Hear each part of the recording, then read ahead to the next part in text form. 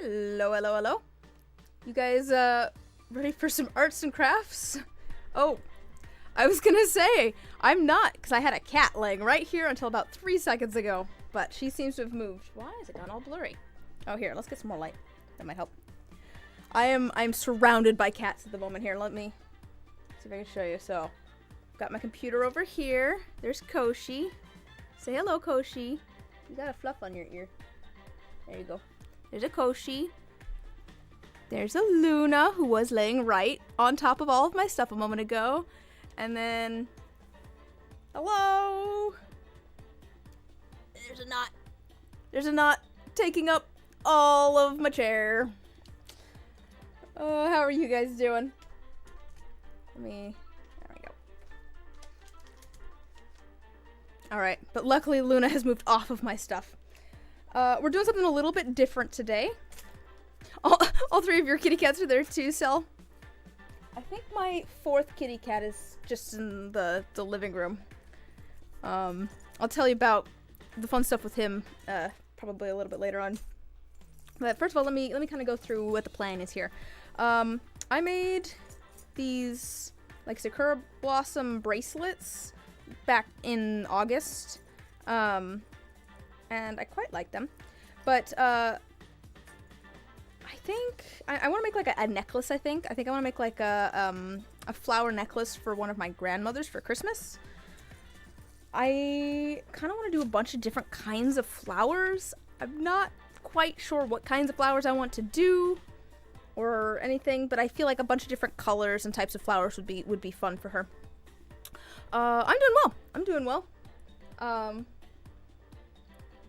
Wow, why is it? Just a second here. Let me just go and manually configure this video. This is what I usually have to do. Where's the focus? Well,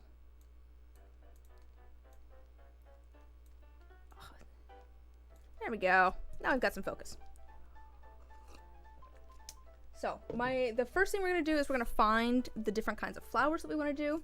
I'm going to want to figure out if I'm going to make them 3D like this, because I was thinking it would be fun to make some more 3D flowers like these. Probably want to do some leaves as well.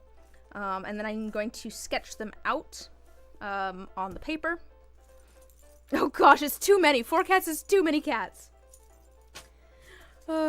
It was not on purpose. I didn't mean to have 4 cats. But that's the so we'll sketch out some flowers, figure out what kind of flowers we want. Excuse me. And then sketch those out. Go from there. Here, let me. What I could do is I could pull up. I have typed in flowers to DuckDuckGo. If I go here, oh good, you can still hear me. What kind of flowers do we want to do? I want to do like a mix. But I want to do ones that will have good, like, shape to them. I think maybe we go kind of like classic, you know what I mean? Like, thing in the middle and then like petals coming out type shapes. That could be good. I could try and do like some peonies and there's a peony. Do I just make up my own flowers? That's the question. Oh, this is kind of fun. Or something like, I mean, this feels very kind of classic, like a classic flower shape. Maybe we start with something like that, and then start with like kind of a classic, just you know, center petals coming out from it. The other thing I need to think through is I'm doing shrinky dinks, so these it gets a lot smaller. I think usually about an inch. We'll go down to about this. So maybe about half size, a little bit, not quite half size or so. So if I want the things to be a good size like this, I want them to be at least like an inch, maybe a little bit more. So I probably want to make some flowers that are like that big, I think. So we'll start with, so the middle section doesn't really matter. I'm gonna punch a hole in it, and then, this is just gonna be like this is probably gonna be like a daisy almost. These are just for me to kind of reference when I'm making more flowers. Alright, that's a nice classic flower shape. Don't know if I like all of that very, very much. I think it's good to have a few different sizes and things too. And then maybe we do one that has like long leaves. You know what I mean? Like kind of like pointed leaves, like this. It has like a center and then pointed leaves coming out. I'll try not to make them too sharp, but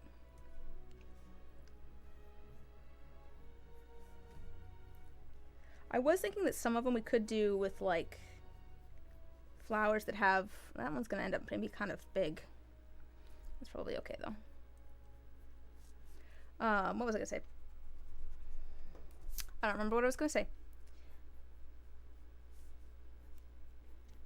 Oh, I was gonna say I kind of want to do some flowers that have maybe multiple layers to them. Like, what would be a good example of that? Like it's gonna be easier to do some that don't have multiple layers. Oh, maybe like this one, something like this. Maybe not quite this crazy, but same sort of idea. I wonder if we could do something like this. Let's see. So we'll have like our biggest layer, and then we'll have like the next layer, and then probably like a middle layer type thing. I'm making a snowman now, apparently. Let's see. So we'll do, so just a rough.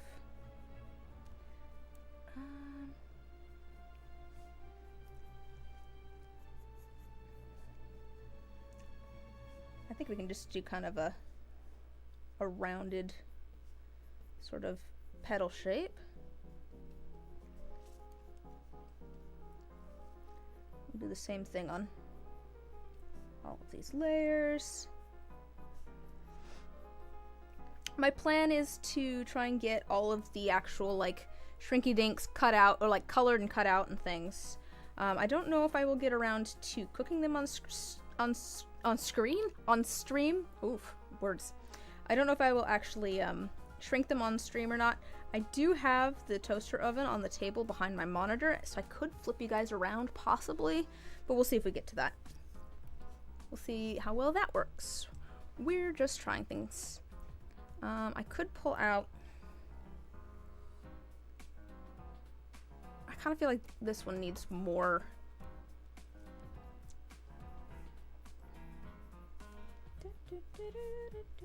More petals. Yeah, I think that's better. I could do some that are flat. Like, I don't know how I would do... Well, I guess I could do a tulip. I just have to, like, actually fold up the petals. I think for a tulip, I'd need to do, like... That's gonna be way too big. But I'd need to do, like...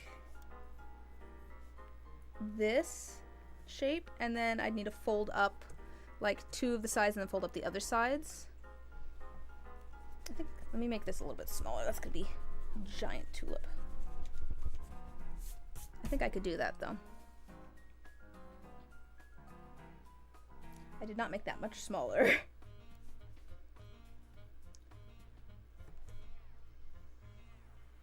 gonna make a note. This is a tulip. Some of these are gonna have to... will be based on... Oh, this one actually. I have an idea for this. Let me make a little note for myself. That one's gonna come away from the... top, and this one's gonna be our tulip.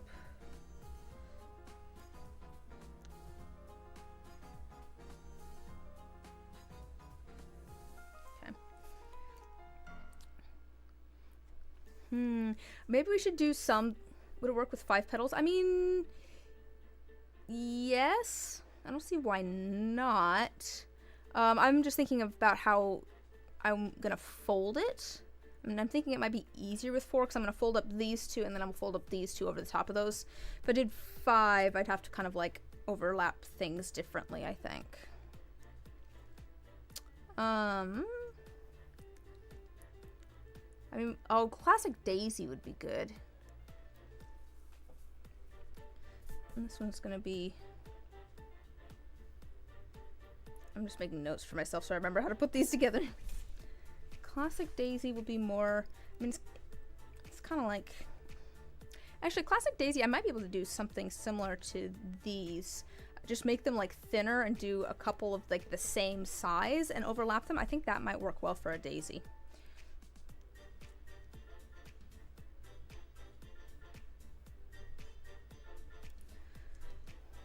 Let's see, what else do we want to do? I don't know how well if I did 5, I wonder if I could do more of a rose, maybe? If I did like a couple of layers that I then fold up around each other. Let me think about how a rose works.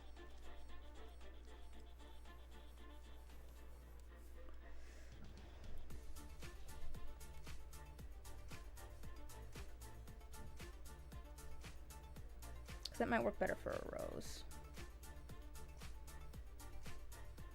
Because I can kind of fold them up and then, yeah, kind of have them like twist around each other more.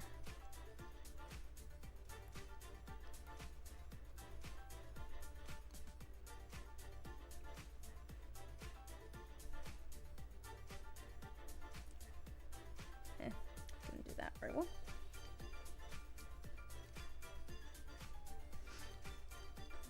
Okay, and then we need some like leaves.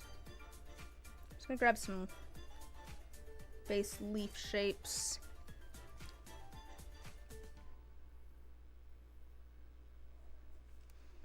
What are some good leaf shapes?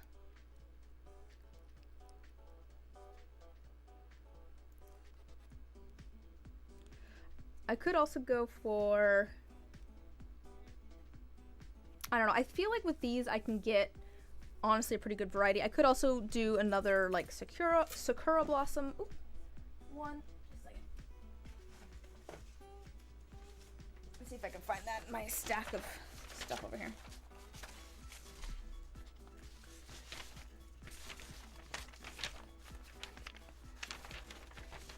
my... Got all sorts of random...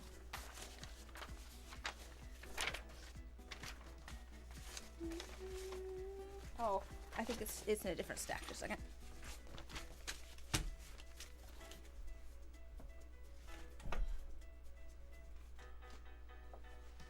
my gosh. I've got so much stuff over here from August. I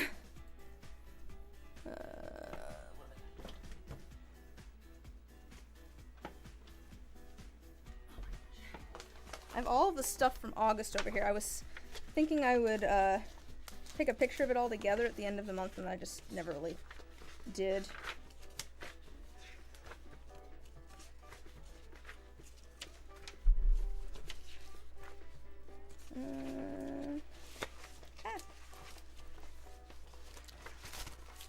August was one of those experimental things where I'm like, well, if it goes over well, then I'll do more stuff with all these, but if not, I don't need to.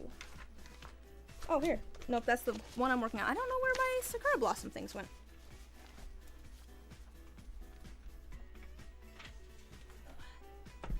It's fine, I found a neck pillow. Oh, that does not work with my headphones. I guess we'll draw another Sakura Blossom too then.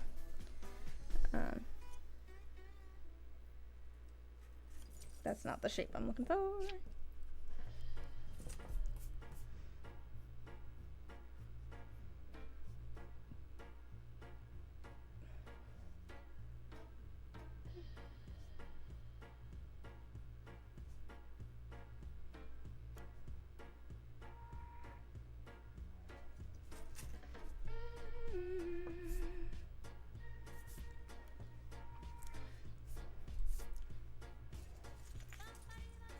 These have kind of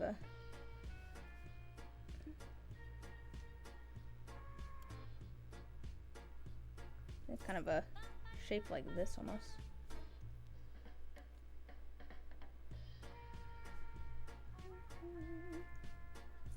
All right, I'm gonna go over these with ink, and then I think we'll start actually transferring things over to our shrinky dink.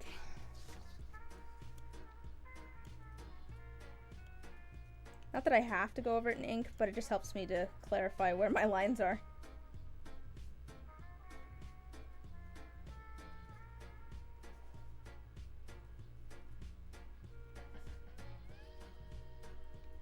You guys have any gifts that you're working on for people for Christmas? That's what this whole thing is. Oops. Maybe I'll draw.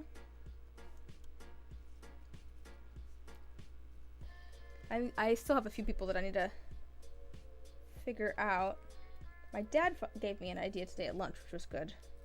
So we might make some soap at some point here soon. I don't know if I'll make that on stream or not. It might be easier to just make it some afternoon.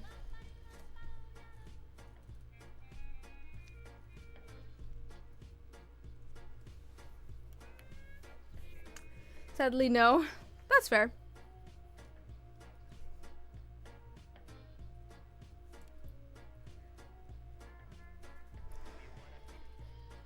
I need to figure out some gifts for friends, I think.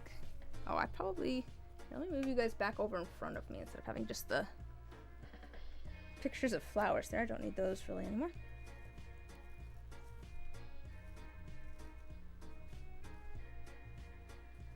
I do wonder if I should do some sort of flower that's like, you know, like kind of like a sprig of like lavender or something. That's just kind of like long. Maybe that'd be flat. I could also add UV resin to it to give it some like depth maybe. Have it flat and then add like some UV resin. Give it some texture.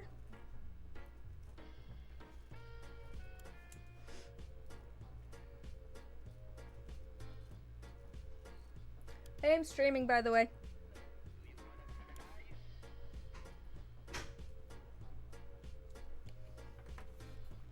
So, my fun, for this week is that, my poor kitty cat had a bunch of teeth out here. I can show you a picture. I'll show you what he looked like this morning. Here's what he looked like this morning. He's a very sad boy. Is it gonna... Oh, right, I have it on manual focus. Just a second.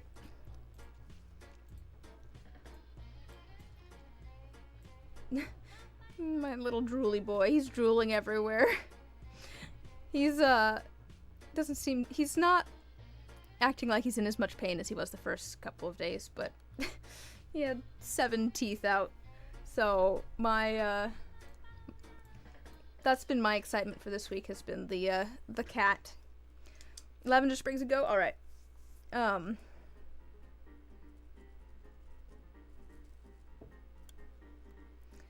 Oh, he's an absolute sweetheart, but yeah, he's definitely feeling it at the moment.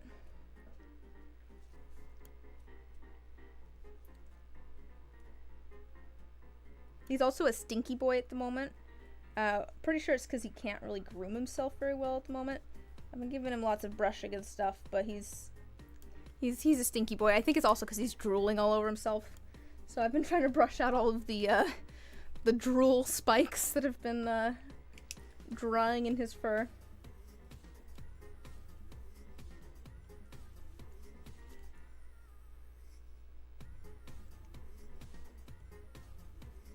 But he's a little bit pathetic at the moment. That'll work for a rose, right?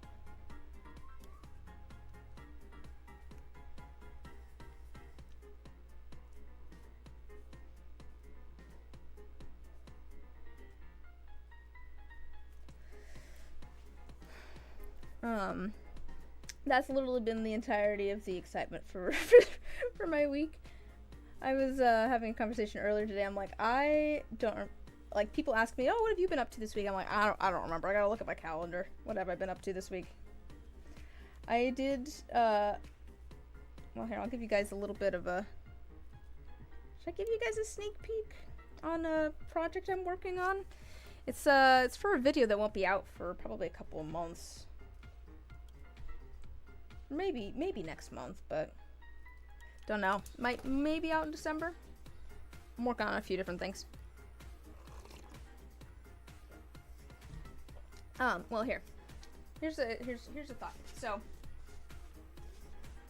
I've been trying to figure out what I can use for coasters, because if I put a boiling hot mug or something on one of my resin coasters, it like sticks to it and like warps and dents.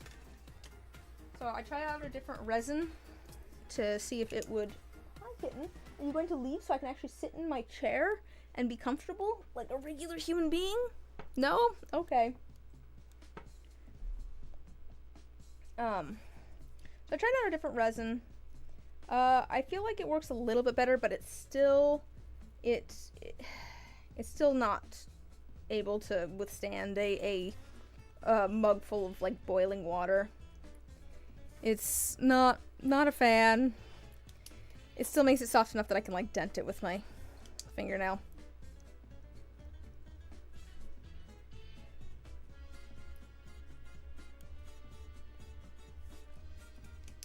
Alright, I think we've got some different flower shapes.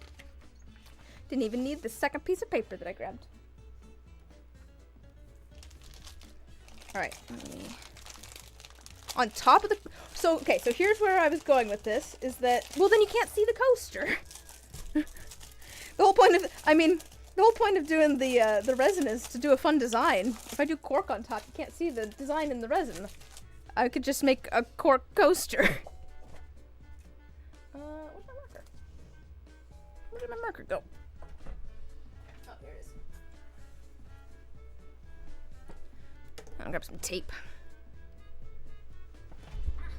Kicking things. What am I caught on? Ah! Okay.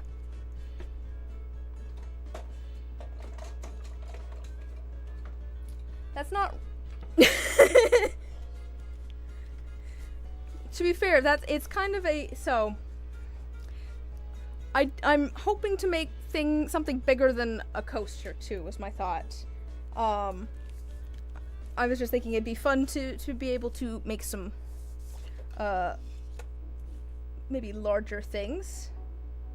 Oh, I think that'll fit in there quite nicely.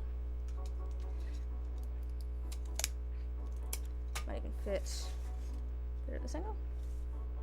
Yeah.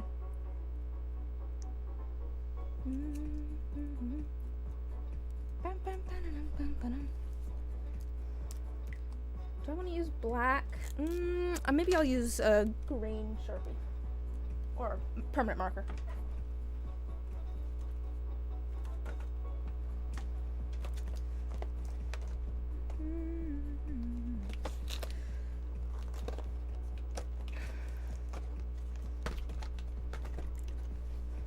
Hey, I appreciate the idea, even if it was a bit misguided.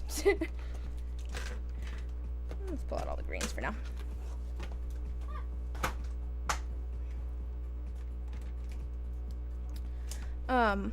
Where was I going with this? Oh, but yeah, I was trying to decide if it was kind of a failure, you know what I mean? It's like, should I continue on with this project since it's not going to be like all that heat resistant, or like is it worth still kind of pursuing that? I don't know if that one's dark enough. So I went and talked to some family and got their opinion on it, and it's like, well, I don't know if you're gonna find a resin that's gonna be as heat resistant as you want. Probably not. So I think I'm gonna continue on with that. I've got a few other things I need to work on as well. I've got like a commission I'm working on for a friend for they're commissioning me to make something for some family for Christmas. So I need to work on those. Yeah. But I do have fun video things that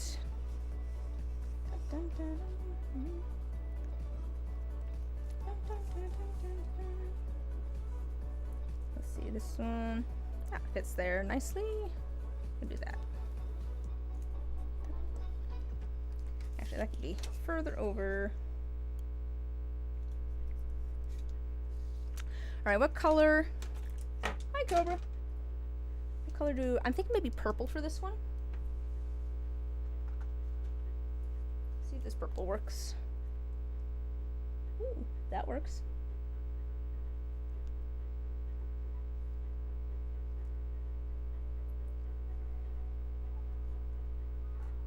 How goes your apartment stuff, Cobra? Have you gotten things moved?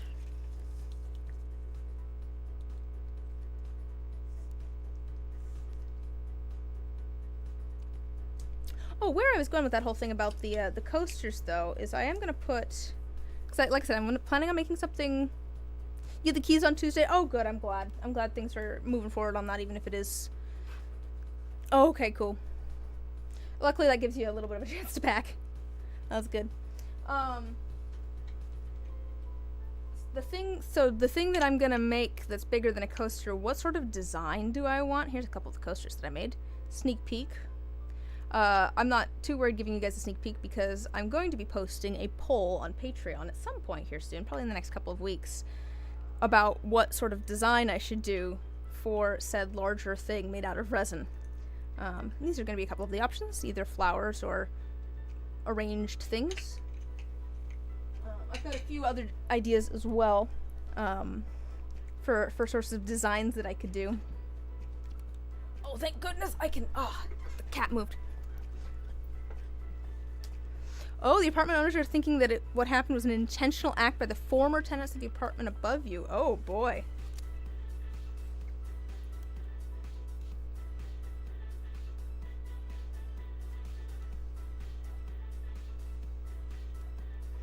I want to do... So that's going to be a poll on Patreon. I've got those two design, like flowers, like mechanical bits, and then I've got a couple of other ideas that I'd be totally down for doing. But we'll see what people vote on. I want to do more. I mean, I've been saying it for a while, so I don't know how much weight it actually has, but I do want to do more with my Patreon. More behind the scenes stuff and actual input on videos and things.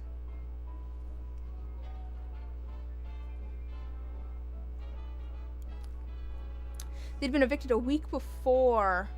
Ah, okay. So there is precedent for thinking it might have been intentional.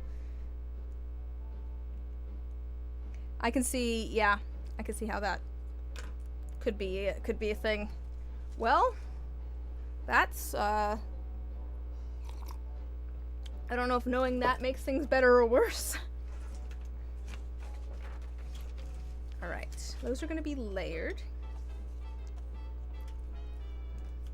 And I think we'll put another leaf maybe along this side here. Yeah, that'll fit there nicely.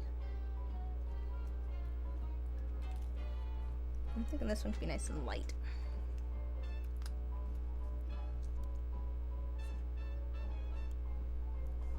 Okay, that, I can't even see that actually. Needs to be a little bit darker than that.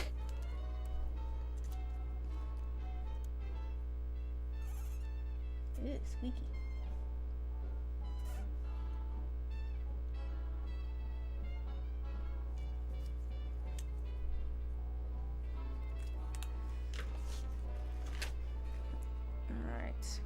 These are gonna get filled in more. Yeah, that's kind of what I'm wondering. Both for... Yeah, because I'm sure water damages and stuff are a problem.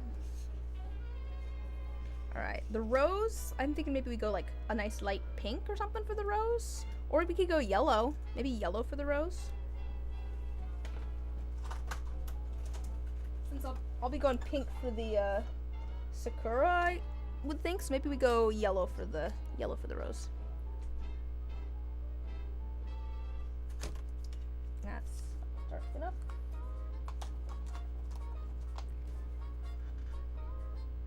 That is completely dry.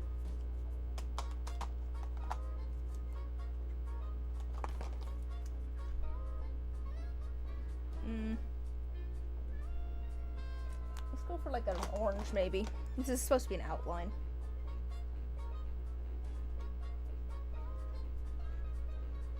Is this one also completely dry? That one's also completely dry. Okay, just a second here. Let's try this one.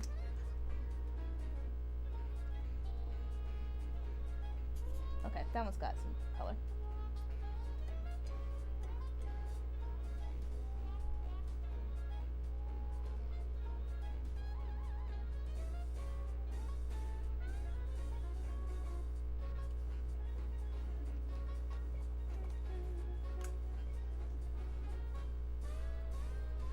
Got a little bit of yellow in the middle, I guess.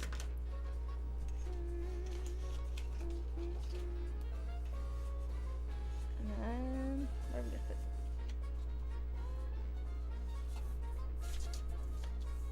It's gonna fit in here.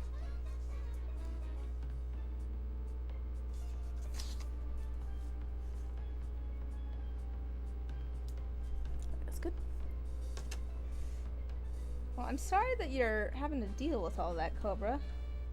That's really rough, but I'm glad that getting things moved and stuff.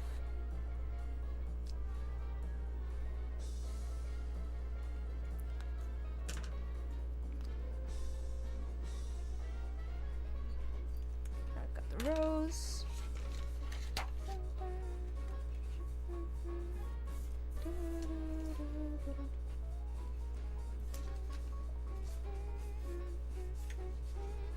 Oh, will this fit somewhere in here?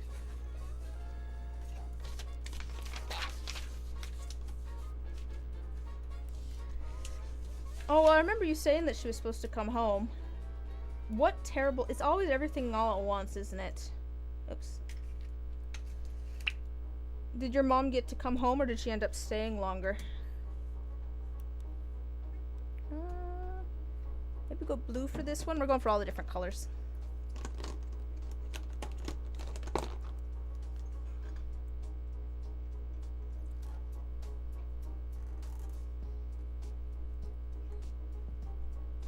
She stayed.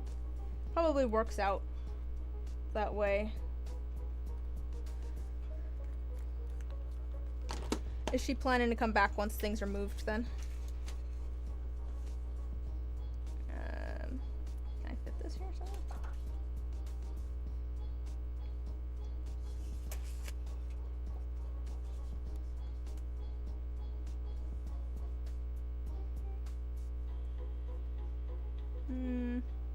Oh, okay, cool. Well, that's good. I'm glad that she's coming home. I think that's gonna be the best fit for this guy. Ooh, what color should this be, actually? I almost think yellow again for this one. We're gonna have blue, yellow, purple, pink. We've got green. I think yellow again. Maybe I'll go for more of a beigey tone.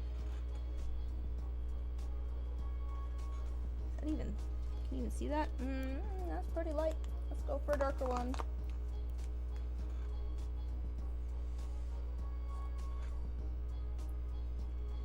Well, I hope the packing and moving and everything goes well for you, Cobra.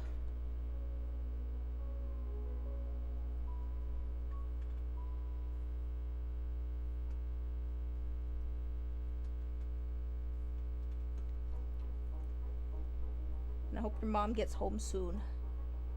AKA Wednesday.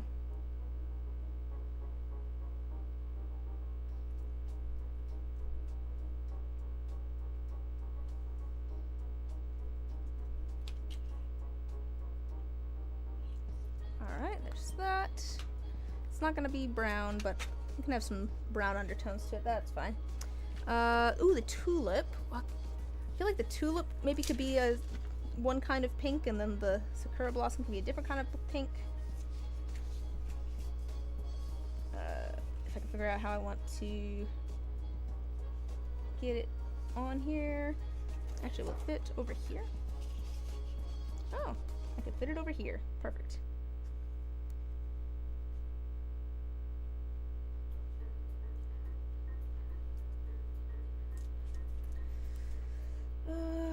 Okay, tulip.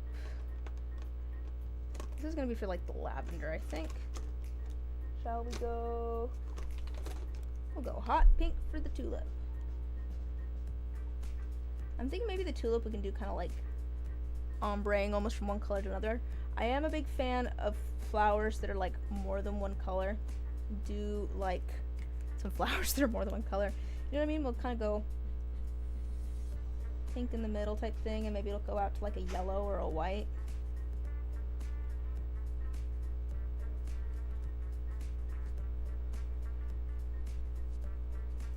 Alright. And then let's see. Got the rose, got that. Well, here, I was just talking about the lavender sprig. Where do I want to put that? Actually, right there's not a bad spot.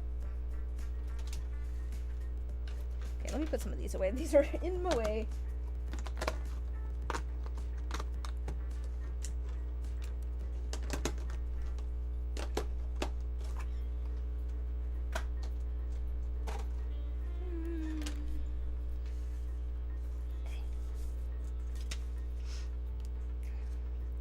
I'm thinking for next... Ooh, that is a lot more bright than I was thinking it was. This is a lot more pink than I was thinking it was. This is more of the pink that I want for the tulip, probably.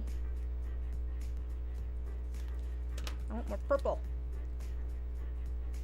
Is this one also dead dry? Oh no, no, it's purple. It's just very light.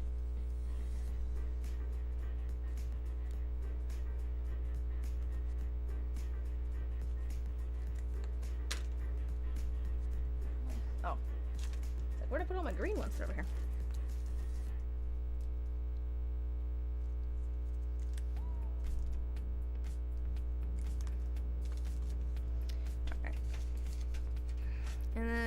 let's see, what else do we have? I'll probably end up making more flowers than this too, and probably some more leaves and things, but don't necessarily have to make them all today either. I want to try these and see how they look. I need some water for that marker, like the ones in the artist set. Yes, I did see that, yeah. To be fair, I feel like I had read that somewhere before, which I do remember those markers. Having those markers as a kid. And I'm like, wow, it's like, I'm never using these, they don't work.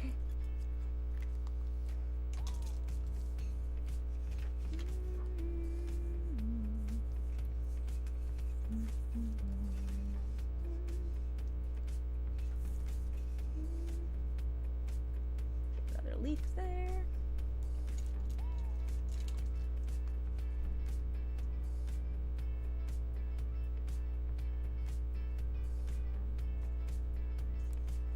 So many what?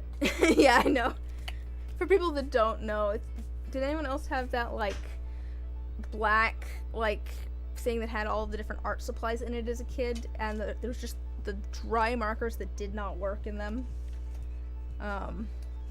Cobra posted a picture in the Discord, in the memes channel, but apparently you're supposed to add water to those to make them work, which no one knew. I mean, obviously someone must have known, but no one as a child knew. So we were all just collectively like, well, these suck. These markers are terrible. Who would use these? Oh, I could do a red flower somewhere in here too, actually, now that I'm thinking about it. I've got a blue one. I'll do a red one of those. Oh, I haven't done the Sakura Blossom. Let's do that. That's also going to be pink.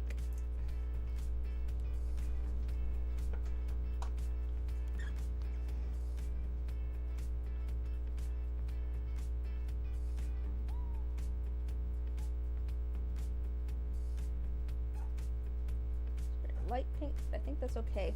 Something that I always forget with the shrinky dinks is that things end up so much darker once you actually like shrink them. I think it's just because all that pigment's getting like squished closer together, but they end up way darker. So as long as I can see it to actually like, you can kind of see it there, see it to actually fill in the colors later, we will be fine.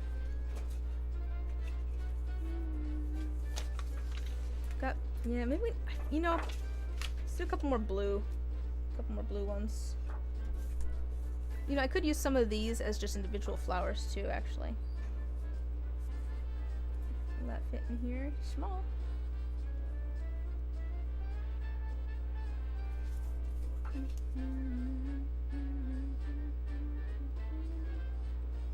Actually, yes, I think it will.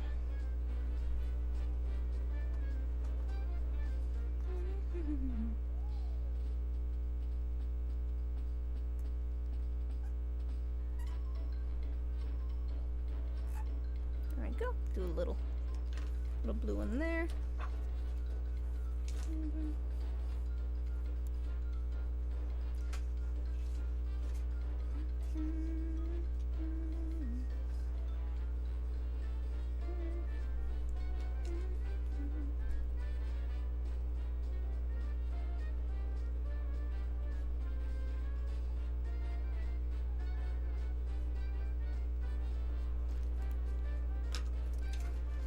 Got all the different flowers, lovely. What else should we do? Should we do like a red flower? I feel like I should do one of these big spiky ones, but I don't have quite enough room for that. I should do some more leaves too, probably. I could also do another sprig of lavender, which might be good. Or maybe I'll do another. What do I want to do? Could also do this one as red.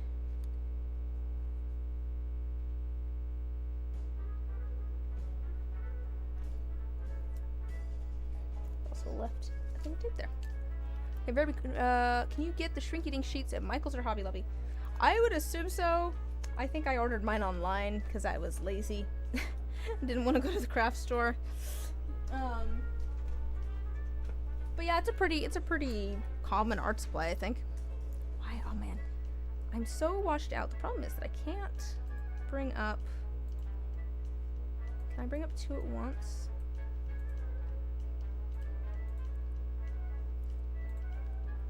Does that affect both of them?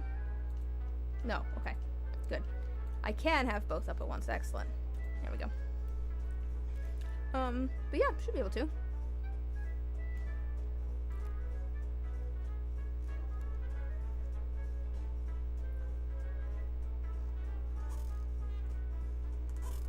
Yeah, I think some places call it shrink plastic. I mean, I know them as shrinky dinks because that's what we always called them growing up, because we did this occasionally when I was a kid. I definitely have some really old shrinky dinks that I made as a kid. It's fun to do. All right, what color do we need more of? Should I do more? Should I just do more leaves, maybe?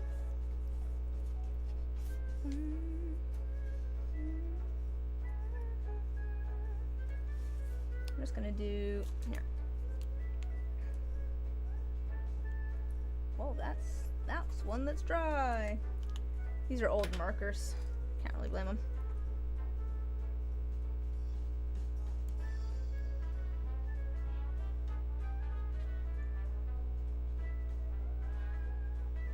All right.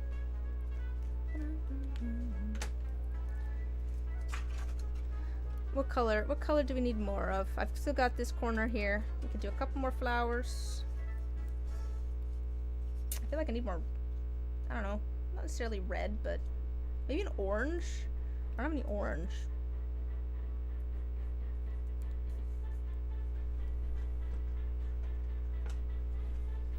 We'll do an orange one.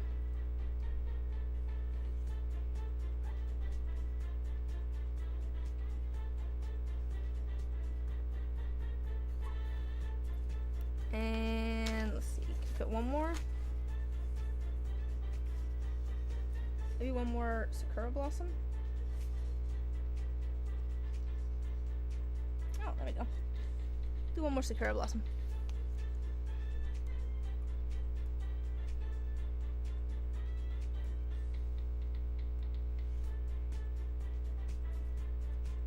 All right. Now that we've got those all outlined, we can actually do some coloring. Yay, the fun part. Let me grab colored pencils. I will say I did not realize how nice it was to have good colored pencils until I had a set of good colored pencils.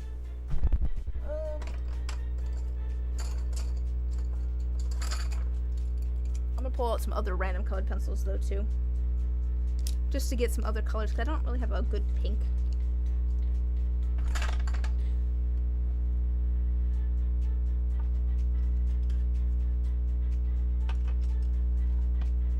So we'll just go one at a time here and get things colored in. And I'm going to flip it over now to the rough side because this was the shiny side. It's going to be easier to get the colored pencil stuff to stick to the rough side here. Let's start with our sakura blossoms. We can kind of go off of how we did these before. Alright, actually on these, I think I did some...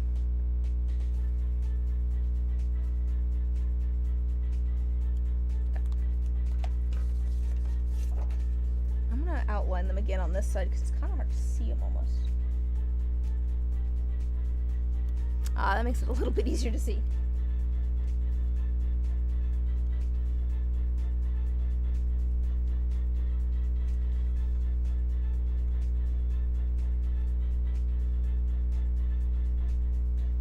And then, how do I have these? I think I just have them kind of like from the center. And then I think what I did, well, let's do both of them and then we'll do both of them at once.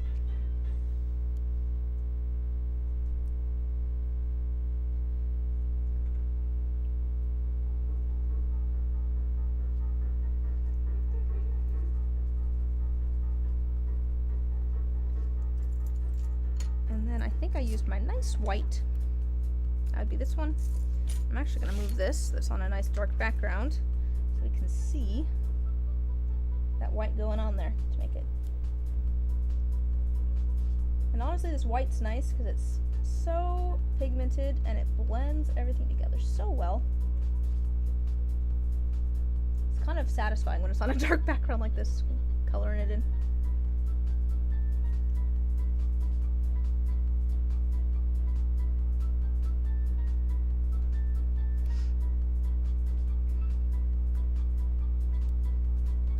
Alright, so what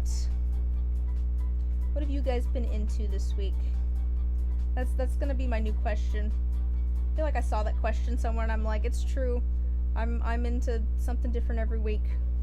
Whether it be like a kind of food or a new TV show or it's like actually, to be fair, what have I been into this week? My biggest thing is the cat having his teeth pulled, but what have I been into? I mean, I still need to catch up on Critical Role, but I did start. I'm on I'm towards the end of episode 3 of the newest campaign, which has been really fun so far. I'm liking it. I kind of fell out during the third, just a little ways into the third campaign. I guess that's a pretty common story. I think a lot of people kind of did, but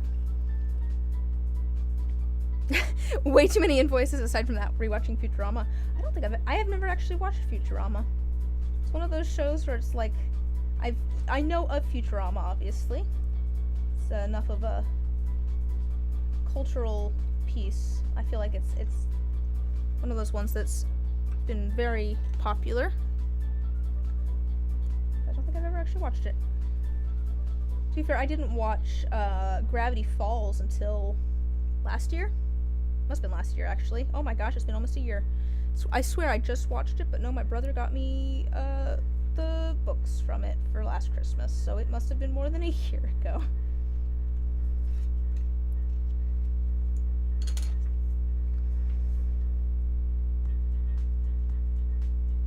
Add a little bit of pink here, and then I'm gonna add, I think like a darker pink maybe towards the middle here if I can.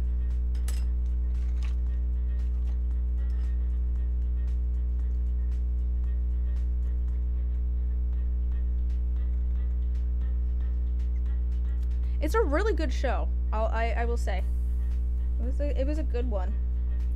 I enjoyed it. My brother finally convinced me to watch it, and I enjoyed it immensely. It's a good one.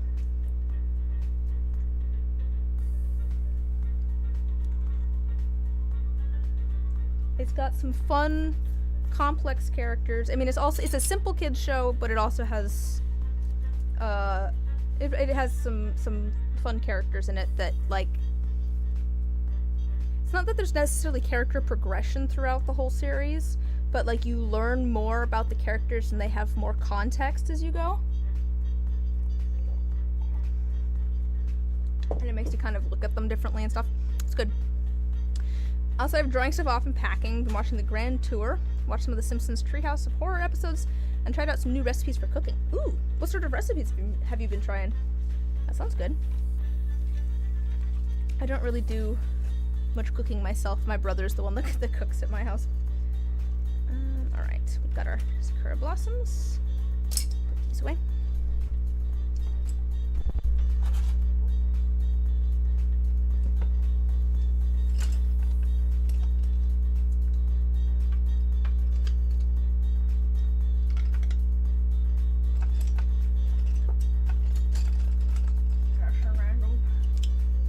So many colored pencils. Crispy breaded red peppers. Ooh.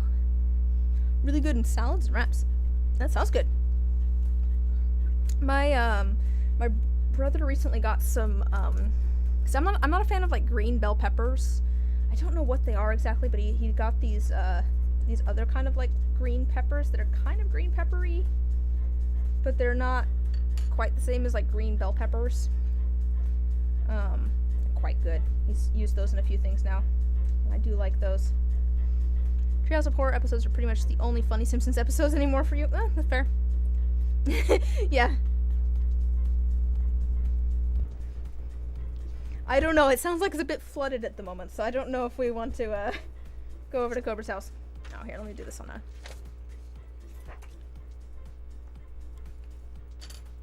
kind of thinking maybe we had a little bit of, like, some orange in here almost, or some... just for a little bit of depth, add some different tones.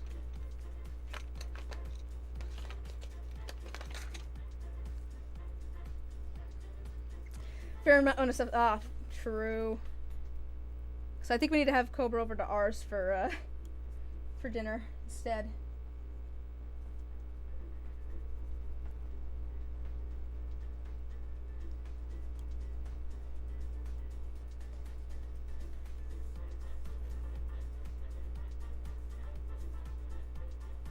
I will say I did find a single slice of leftover pizza in the fridge right before the stream and went, ooh, and ate that.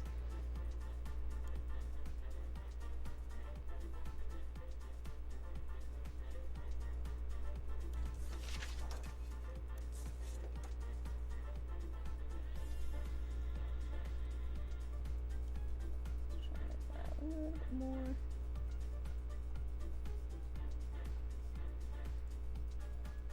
Sharpen this pencil. It's a little bit dull. Yeah, that's nice with a little bit of orange in it. So I don't know if it's a little bit too see-through, but I think it'll get a little bit, you know, things will kind of blend together a bit when it shrinks. Canned potatoes and beef. I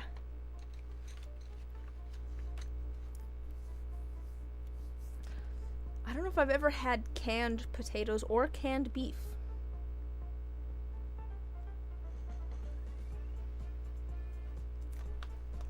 Oh, I mean, yeah, yeah.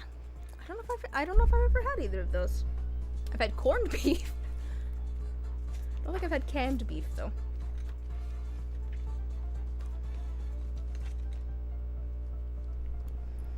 Better than Emery. Fair. Yeah, no judgment here. I'm just trying to think if I don't think I've ever had either of those. I didn't know that potatoes came canned, to be honest. I guess to be fair, I know about like instant mashed potatoes. I'm just thinking of like a whole potato in a can. It's like the whole chicken in a can that my brother was talking about the other day. Not because he got one, thank goodness, but he was talking about an old like white elephant gift exchange. I think when he was in the Boy Scouts, where someone brought like a whole canned chicken. Oh, okay. Sliced potatoes. Somehow that makes more sense in my brain. Don't know why. I'm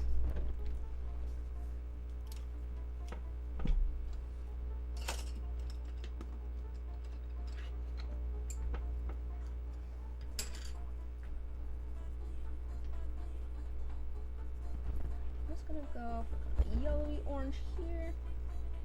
Blend it out, and I think I might do white again in the middle.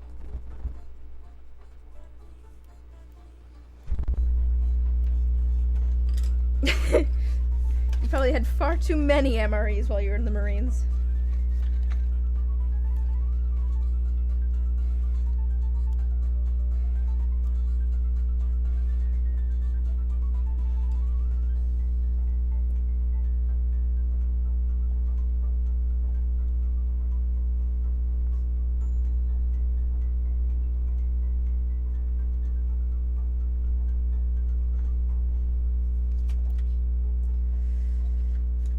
Yes, the idea of a whole canned chicken seems very off.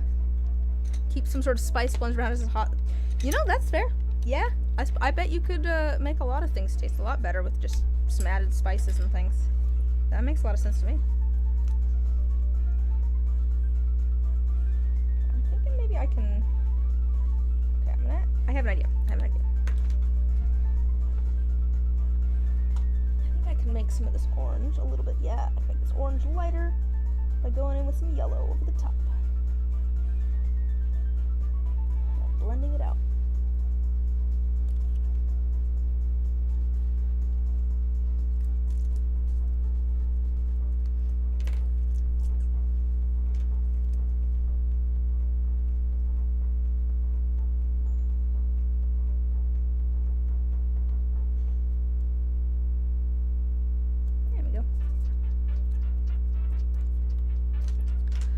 Never been, what's the word I'm looking for? Never been big into, like, cooking and things.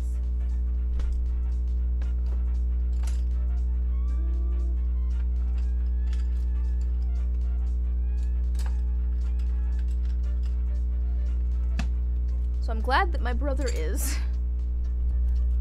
It works out in my favor for sure.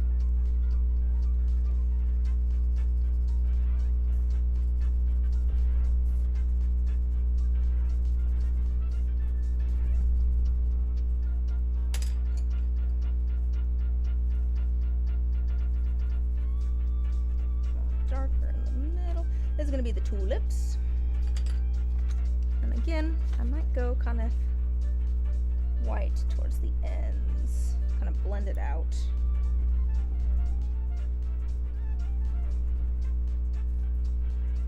Oh, I could do some of those tulips that are kind of fun and have like, oh,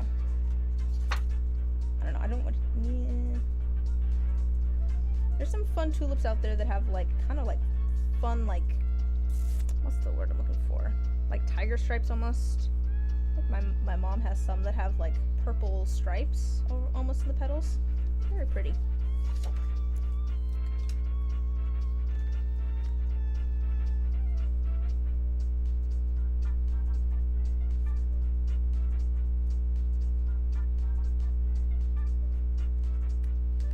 I wonder if I can use this to blend some of the marker a little bit. Maybe. Kind of. Kind of wipe some of it off, make it a little bit more streaky.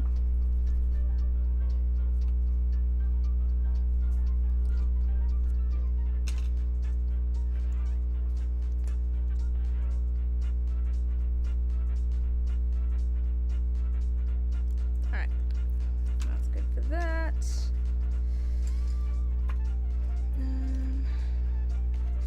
Blue.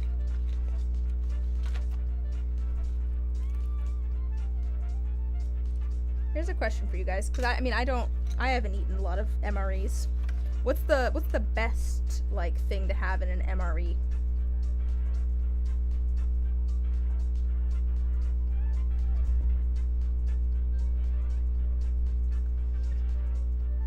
I've had like a few, but not a lot in my life. You know what the best, this is not an MRE, but the best like freeze-dried thing? Depends on what, that's fair. Yeah, that's fair. I suppose it's probably different for everybody. I will say that I think the best freeze-dried thing, like, you know, I feel like freeze-drying has become super big lately. Like, is it just me? People seem to be really into, like, freeze-dried candy and stuff. But for me, I think my favorite is freeze-dried ice cream. Sometimes they have M&Ms or other candy. Oh, yeah. I mean, M&Ms, I think, were originally for, like, the military and stuff, right? Because the idea was that they'd melt less with the candy coating. Ooh, lemon pound cake. I can see how that'd be good. Oh, you know what I should have done? I should have done, like, a bachelor button kind of one. Oh, well. Or a cornflower, same thing. Cornflower, bachelor button. I'm pretty sure it's the same kind of flower.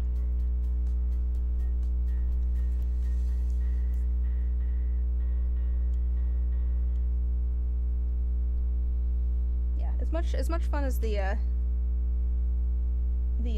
freeze-drying stuff is, I think part of my love of freeze-dried ice cream is because I remember going to like OMSI in Portland occasionally as a kid and getting the like, you know, astronaut ice cream, which was literally just freeze-dried ice cream.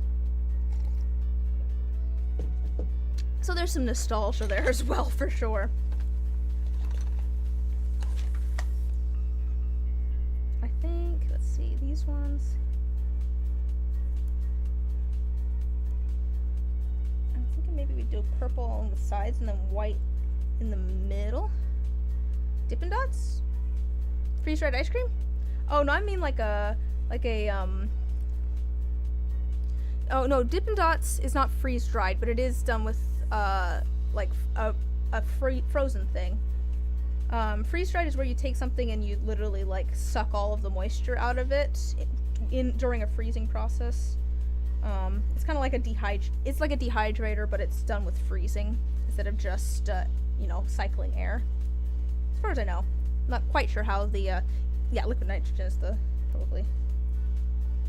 Dippin' Dots has a very specific thing. It is done with freezing in a specific way, but I'm talking about like an ice cream sandwich, literally like an ice cream sandwich that's had all of the moisture pulled out of it, so it's no longer needs to be frozen or anything.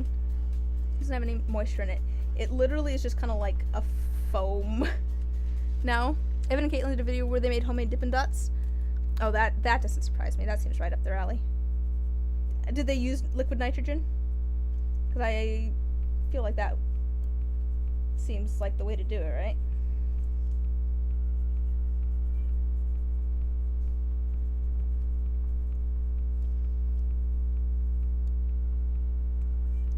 I'm gonna add, I think, some of this purple, add a little bit of this to our lavender sprig as well. I haven't watched their videos in too long. They have some fun videos. I should watch some more of the videos too.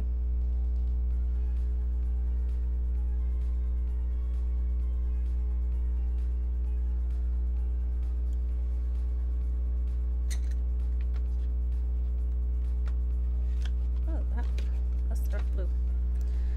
Let's get like a lighter purple maybe, actually. Do some. Ooh, I can kind of blend them with the marker.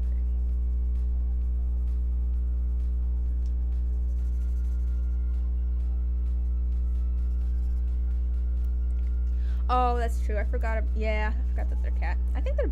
I've seen some stuff from them recently, though, right? I think they're back. They did another pumpkin for Halloween. I didn't actually watch the video, but I did see it pop up in my my feed.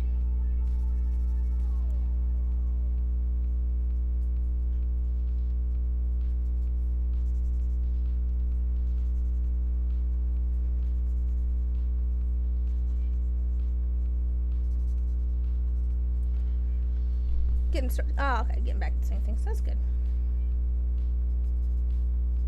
It's always rough losing a pet.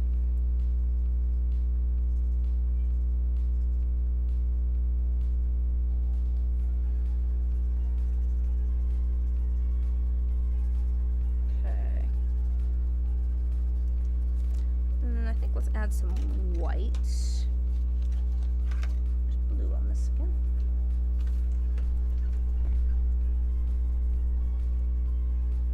Oh yeah, they're doing fun stuff with resin, for sure.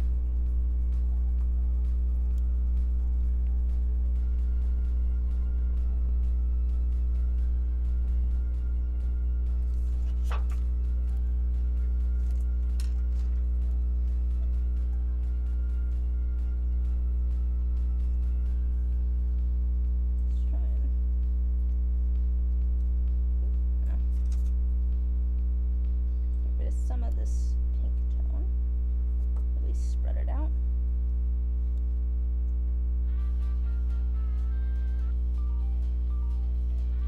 Actually, you know, it probably doesn't matter too much on these ones. Actually, it probably won't matter too much on any of these. They're gonna be kind of curled together a little bit. Alright. So we've still got our leaves and then our yellow ones. Oh, this is going to be our rose. Oh, that's a pretty yellow. Let's just fill that in yellow. We might add some like brown and stuff to try and give it a little bit more texture. A really light brown or a white or something even in there. Probably white. The white always works well.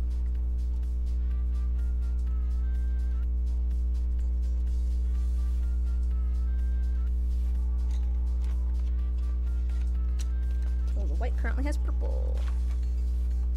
Okay, what are some of your guys' favorite YouTube channels? Do you have some favorites? Doesn't have to be arts and crafts. Who do you watch a lot? I tend to switch around probably a fair amount. I'll find, yeah. Yeah! I'm excited to see how these look when they shrink too. I'm trying a bunch of different styles that I haven't done before with the flowers, so it's a little bit of an experiment, although everything I do is a little bit of an experiment, let's be real.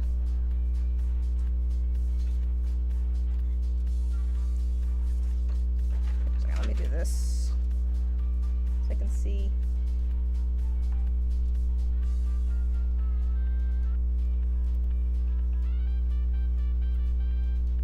You know, I feel like recommending, or, you know, recommending YouTubers is a bit like recommending musical artists, where I'm just like, I don't want anyone to know what I listen to because they'll probably think that it's terrible. Some gaming, several science, some music, some crafty ones. It's nice to have a variety. I sometimes just end up watching random videos about math.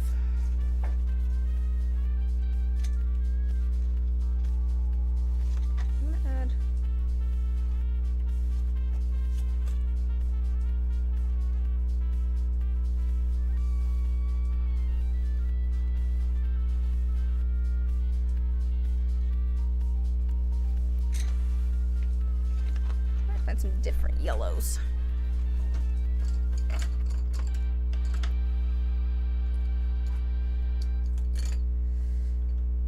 I do like watching, like, I don't play a lot of games, but I do like watching, like, Let's Plays of things.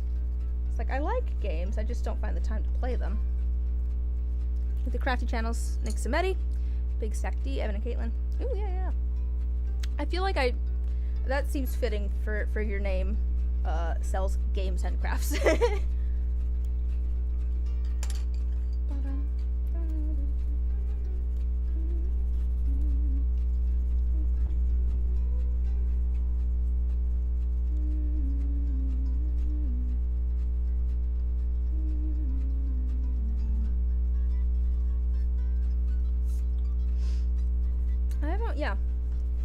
I don't think I've heard of Big Stack D. I have watched Nick Smetty's stuff before.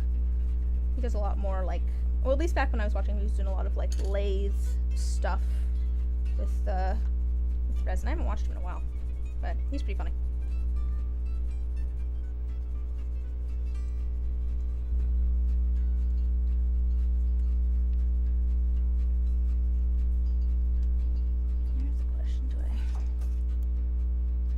Go to white again. Some of the D&D content, like Jenny D, Power Word Spill. What's Power Word Spill? I don't think I've even heard of that one.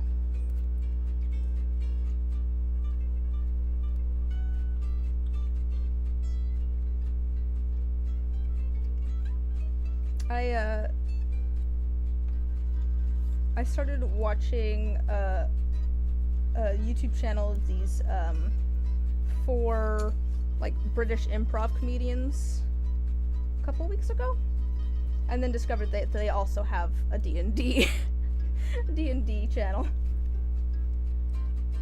Oh, lathe work. It's true. Lathe work is like relaxing to watch. It also just looks really fun. I've used a lathe a little tiny bit. I should try making some more resin blanks. That could be a video at some point. I know someone with a lathe who's let me try it before, and it was really fun, but I agree that, oop, bonked you guys. I do agree that lathes are just like satisfying to watch. Not quite sure why. Maybe it's just like the subtle, like, not subtle, but like gentle removal of like things. Like, you can't take a lot off of with a lathe all at once. You kind of got to do it a little bit at a time. Oh, that's not very well.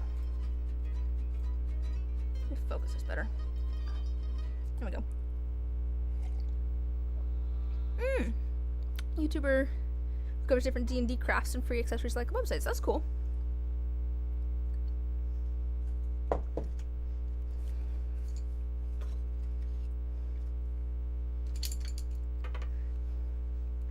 Yeah. It's like some of those, I really like the videos of like manufacturing processes of like things being made, like metal things. It's just so satisfying to see all of the like specific tools that bend things or cut things in certain ways.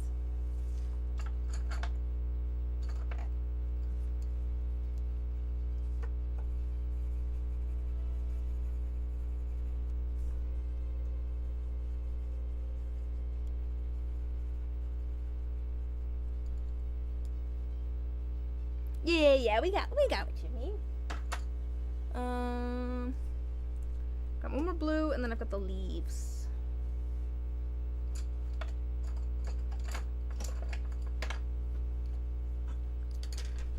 Grab some other blues. Yeah, exactly, like the how it's made type things. Exactly.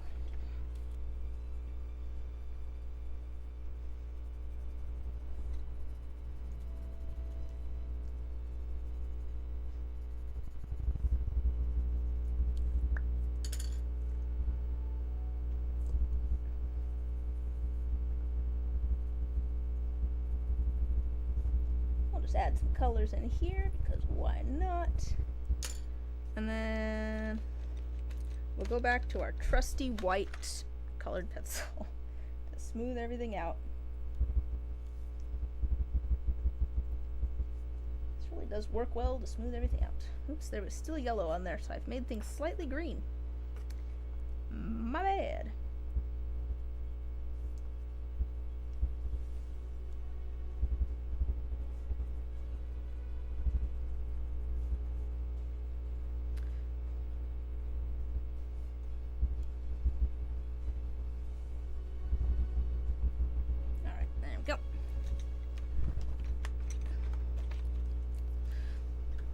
I feel like I've heard of both of those, and I can't think of what either of them.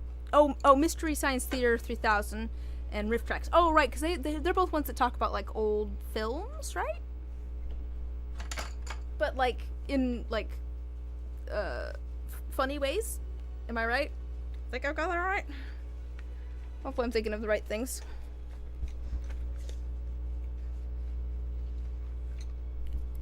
I thought for some reason that Mystery Science Theater 3000 was a TV show.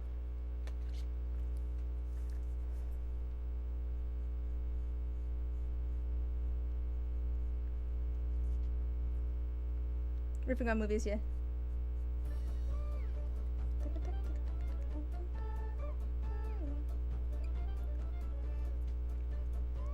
It was? Oh, okay. I'm glad that I'm not completely out of touch. Oh man,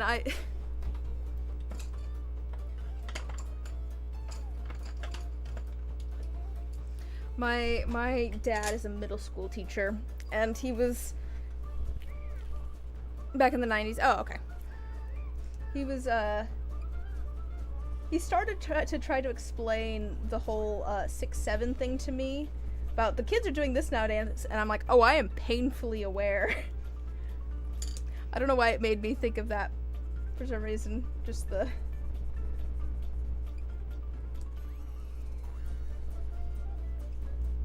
couple of leaves there.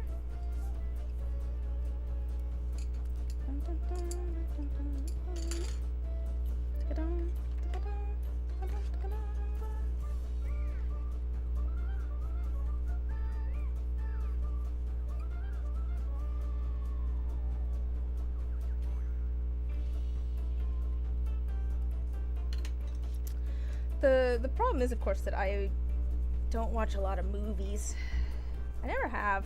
It was almost a running joke growing up that everyone had lists of movies that I needed to watch at some point. And I'd be like, yep, I'll put that on the list to watch at some point. And I'll just never get around to it.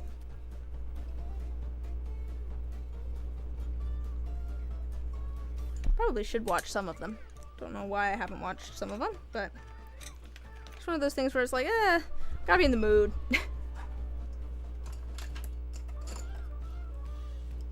I'll watch it at some point.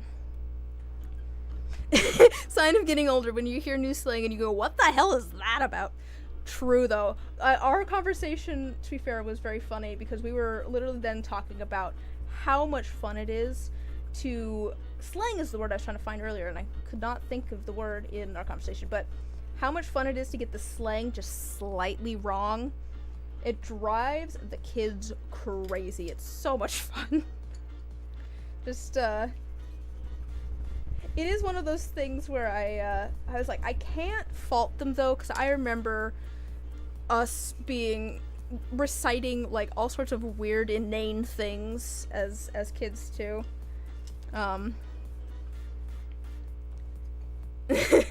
Dude, I don't think anyone knows what the hell that's about. But it's like, yeah, I remember reciting weird, inane things from early internet videos as like a middle schooler. Yeah. Back pre-YouTube even. Kills it a lot faster, that's true. It's like, it's annoying, but I don't really care that much. Partially because, again, I would be a hypocrite. Do you guys remember any of the, like, things that either you remember being, like, quoting or being, I don't want to say being annoying about as a kid, but, or things that were kind of like memes almost in your, like, school? Like, obviously for me, there was, like, the game. That was a whole thing.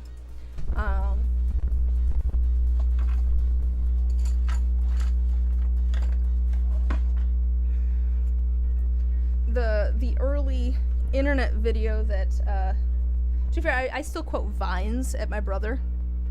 Yep, you lost the game. Congrats. I lost the game. Like, I still quote Vines at my brother. Now we need quarters.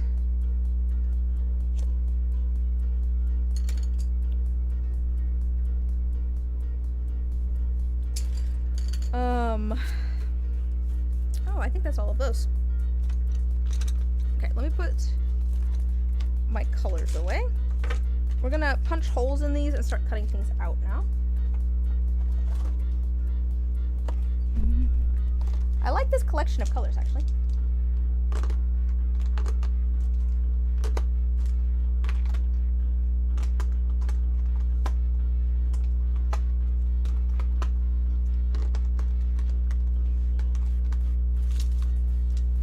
Well, the other day you did catch yourself something all your base are belong to us.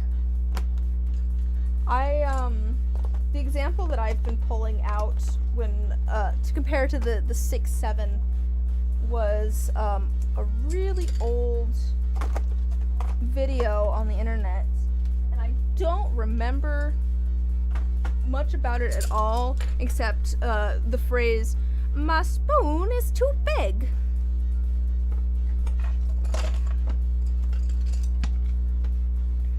And just thinking that it was the funniest thing back in the day.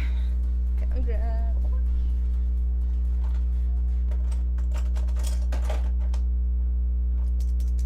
lunch. making references to Airplane. That's fair. I feel like that is not a new reference by any means. I might need to cut some of these out before I hole punch them, or at least get closer to them.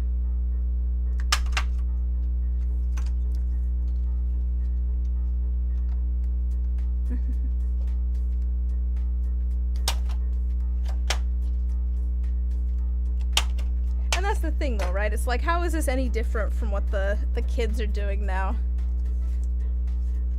So it's like, I can't really talk. I was quoting inane things that made no sense as a child as well.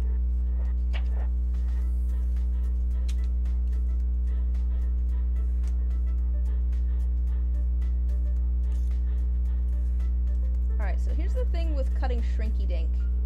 You can't turn too sharp of an angle, or it will crack. You can kind of see here where I was turning, and it kind of started to split. Oh yeah, Holy Grail. That was definitely something when I was a kid too. That was definitely popular when I was a kid. Monty Python Monty Python and the Holy Grail. That's true. Are we going all the way to Flying Circus levels of quoting Monty Python?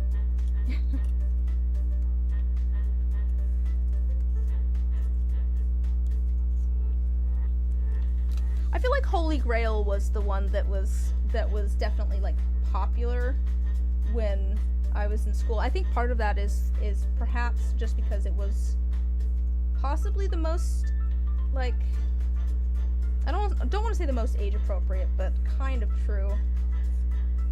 Not saying I didn't see Flying Circus by middle school, but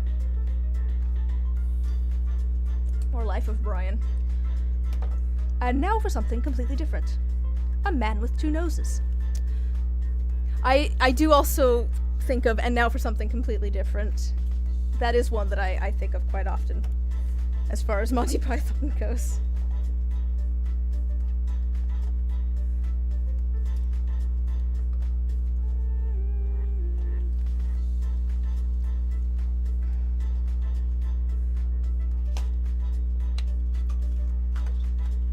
It is kind of funny, the things that stick with you, though. But still, probably the thing that I quote more than anything else is Vines. Just like, look at all those chickens. My brother and I will often quote the, what do you have? A knife? No! Usually when one of us is holding a knife.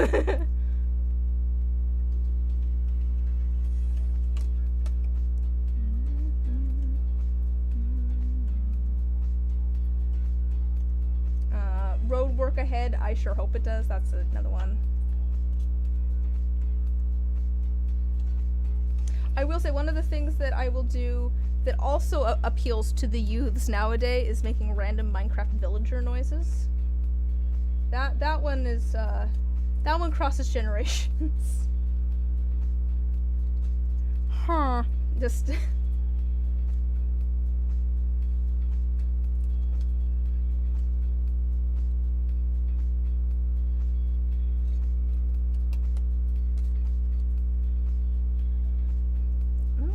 somewhere that you can see what I'm doing.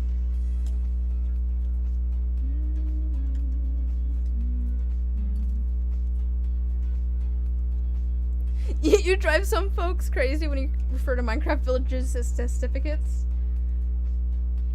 You're just being old school. It's fine. The funny thing about Minecraft, so I only started playing Minecraft in 2020 during the quarantine. It was kind of just a way to, like, you know, hang out with friends. I was playing it multiplayer with my brother and a friend of ours. You know, we just hop on, like, Friday nights, I think, and play Minecraft together. It's great. But I do remember Minecraft, like, pre-Pistons, and that's because my brother has played it for years. And part of the reason that I remember the Pistons is because he showed me the Piston mod. Back in the day, he's like, look at this cool mod. And then when it actually they actually added Pistons to the game, it completely corrupted his world. Hotel certificate. Plus when I started playing in 2020, I got very excited about Minecraft, and so my brother, who again has been playing Minecraft for years, showed me all of the, oops, my lamp has gone off. Just a second here, I'm gonna steal the cable from this one. I don't feel like unplugging. What have I knocked down? Not quite long enough for this push. Aha! Not quite. It's something. Alright. Front office with one of the nitwits.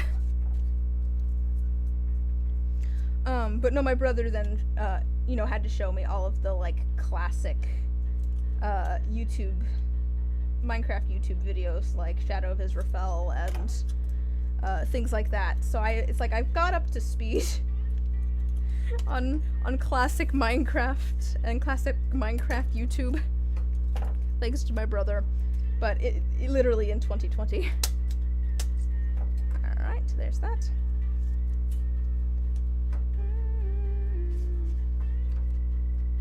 Of course, the thing is that I don't do anything by halves, so now in like the friend group, I'm the one that is up to date on what all of the Minecraft updates have in them.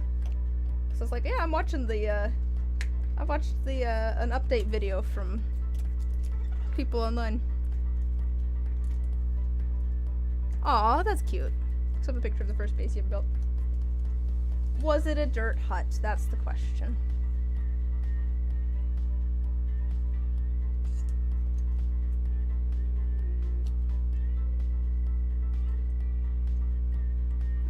Like moving it over to be underneath the camera, and then the camera's playing it down a little bit more. There we go.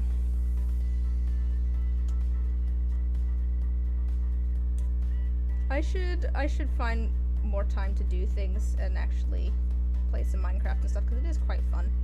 I like building stuff.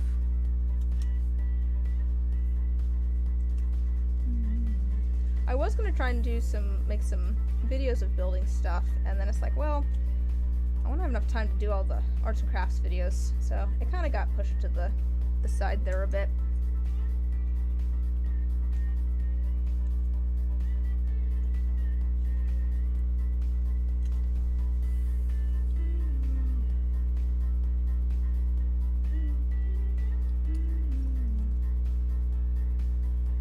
I feel like that's a game that you don't necessarily have to be, like, there's so many different things you can do in it, you don't necessarily have to be good at it in any regard.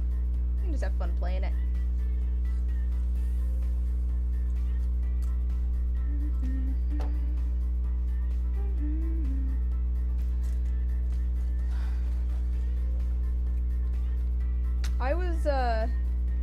I guess it's been a few years, so people might not know anymore, but I was kind of known as like the Minecraft dice guy for a while, because if you typed in Minecraft dice to like Google image search, oops. What's going on with my... Okay. Okay. Share it on Discord.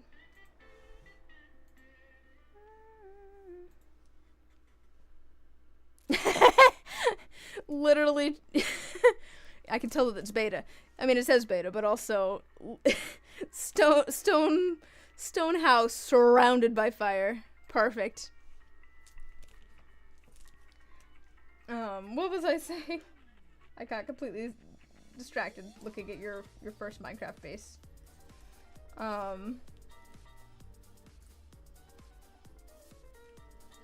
Into a few other games at the time, like Final Fantasy, EverQuest. Oh, EverQuest 2, man. I do remember EverQuest 2. I remember EverQuest, the first EverQuest 2. Actually, the first EverQuest also. The original EverQuest. I remember the first EverQuest more than EverQuest 2, probably.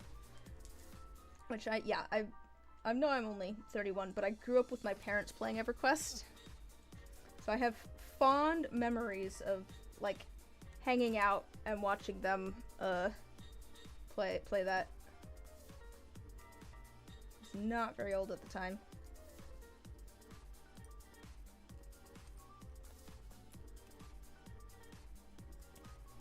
But yeah, they did EverQuest for quite a while, and then at some point they switched over to EverQuest 2, and then I think they switched over to World of Warcraft after that. But yes, I grew up with my parents playing MMOs.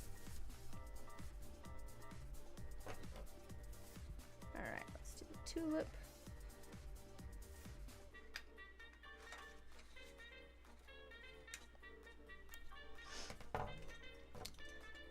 I do also remember, I don't remember which Final Fantasy game it was, but I do remember we did at least one of them, I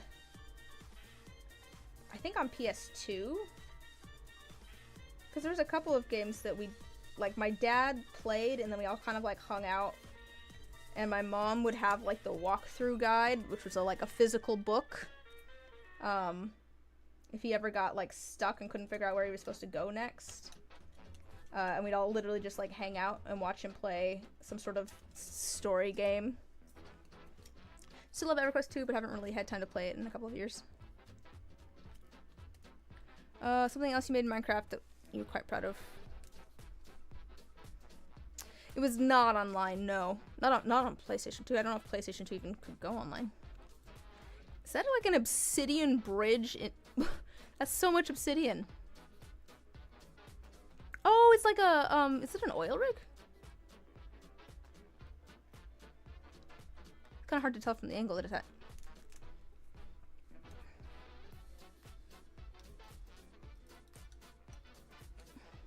Aircraft carrier. That was going to be my next guess. I would not be the person to know what an aircraft carrier looks like.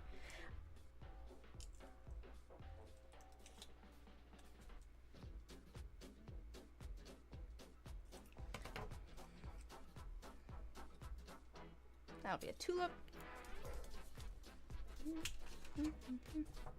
Ah, nice. Very nice. Oh dear, just sitting here.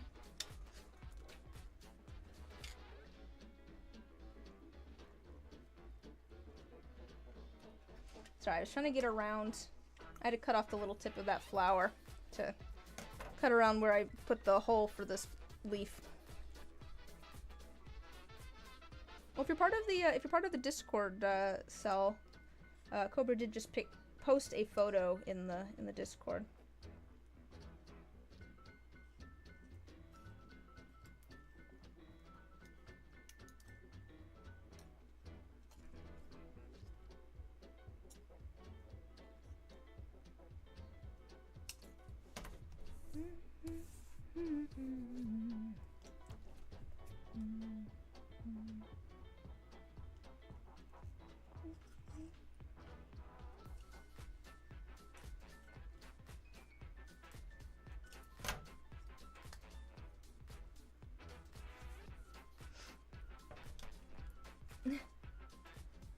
I'm glad people are bonding in the chat.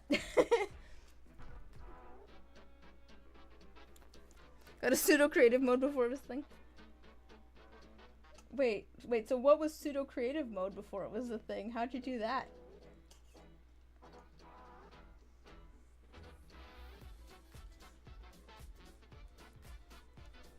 I'm gonna angle this a bit more because this is where I'm actually cutting. Oh, that works. Leaf.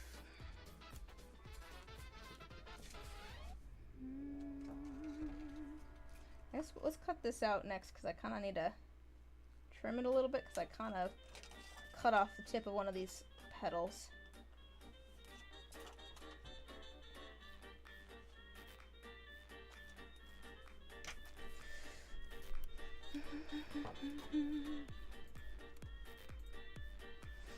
Oh, that's cool.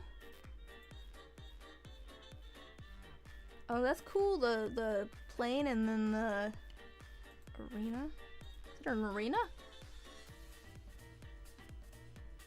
What is that an arena for?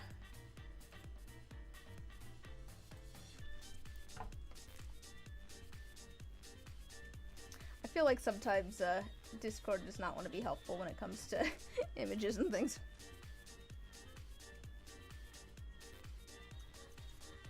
Plane's the black one from Chrono Trigger, and the other's a Pokemon! There we go, that's the...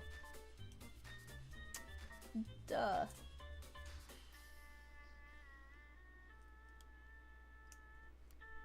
I'm, again, very uncultured when it comes to video games and things.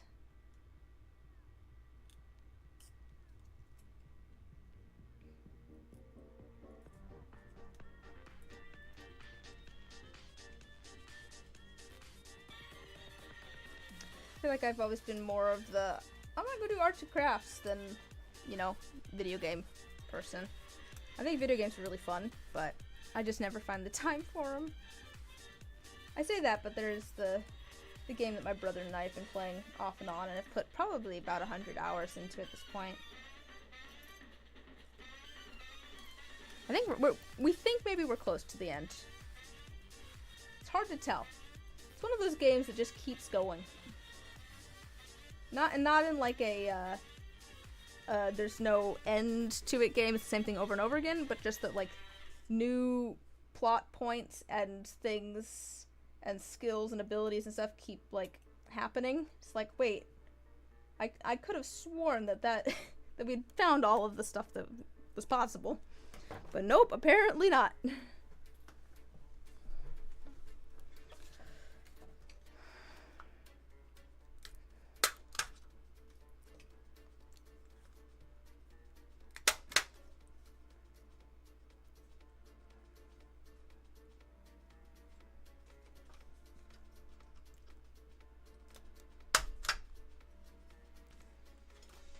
I think we'll do that this here.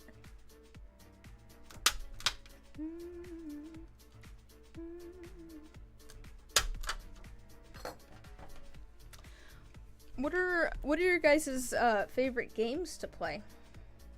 Either what was your favorite game to play as a kid, or what is your favorite game now?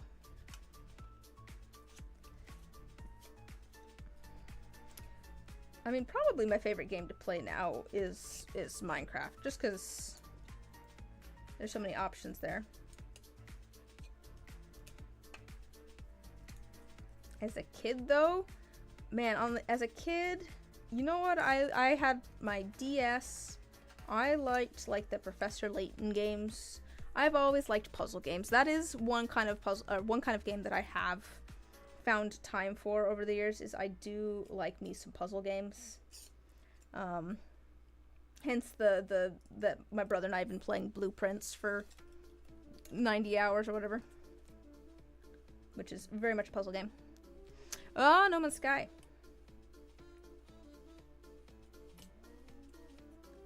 Is that the one that has like almost an infinite number of worlds and things?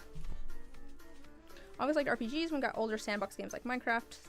Oh, although Stardew Valley. Fair. You got, I mean, yeah. A game to come back to and enjoy.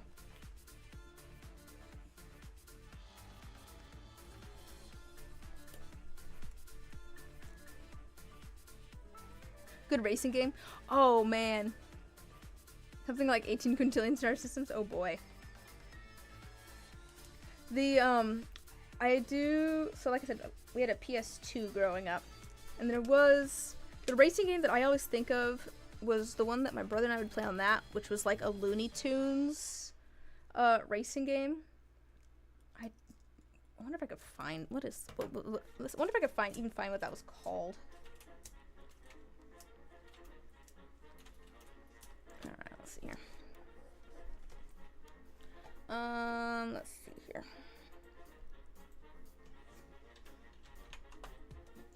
PS2 Looney Tunes racing game. Oh my gosh, I can't type at this angle.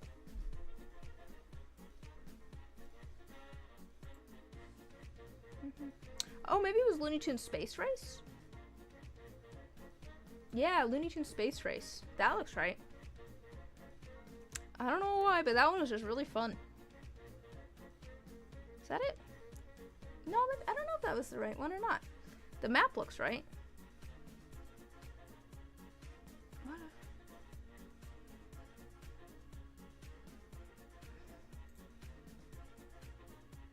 Looney Tunes Racing?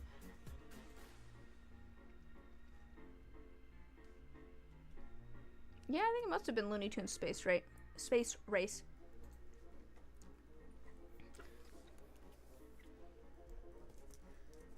As a kid, you like the old school RPGs like Final Fantasy and Dragon Warrior.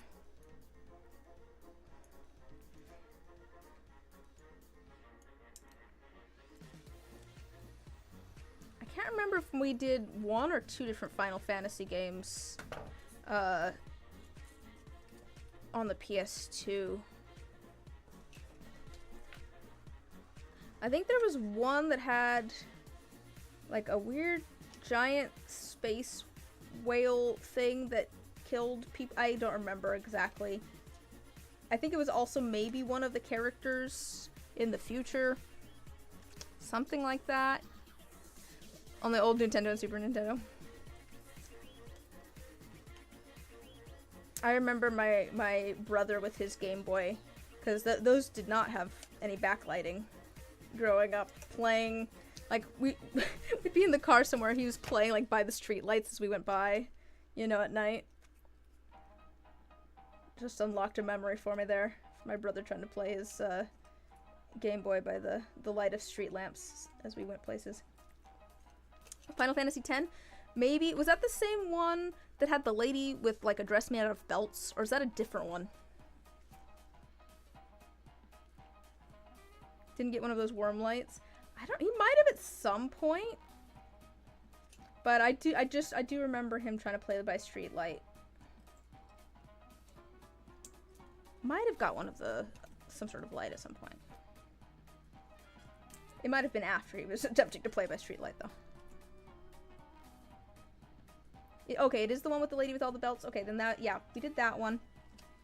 We might have started a different one and then didn't like it as much. I still don't understand what was happened in the story in those, but also I was rather young at the time, and I have a terrible memory.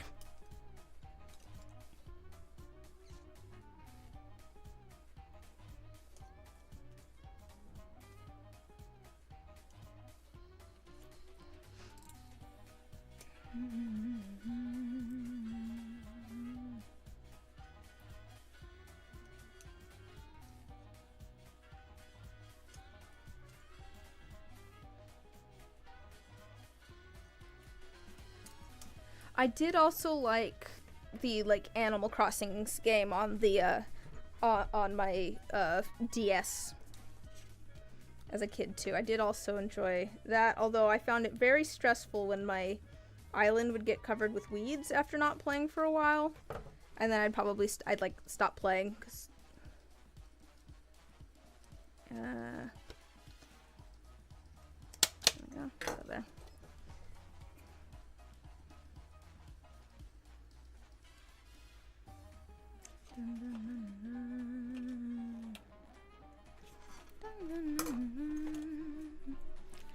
I'm thinking maybe we will get all these cut out, and then I might try and set it up so you guys can like see like we'll actually like shrink them. And also nowadays do have one game you do that your mother enjoys that she treats this as a memory game. Neko Atsume Kitty collected that. Kitty cats.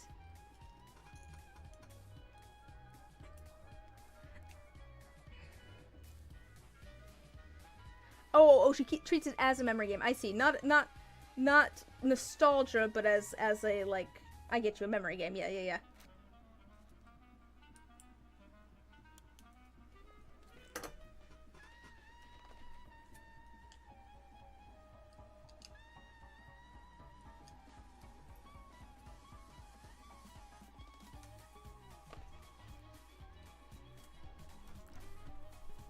You should try that with your mom.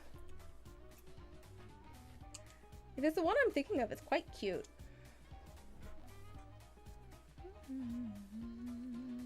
Oops, I should actually hold this under the camera so you guys can see what I'm working on. I am a good little streamer that knows how to stream. Oh, that's cute. That's cute.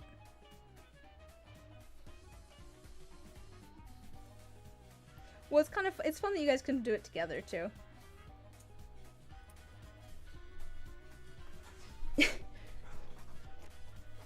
Do they all have like different names?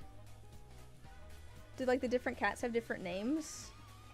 Is that what you guys are trying to like remember? I don't know enough about the game to know how that works. Ah, okay.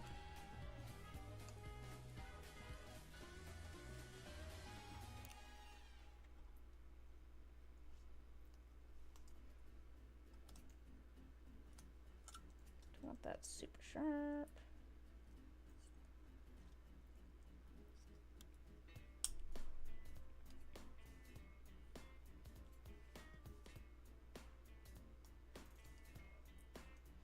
Maybe I need something like that. My memory's not too hot either.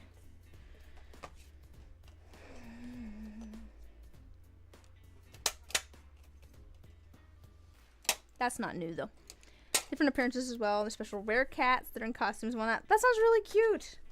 That sounds like a really cute little game.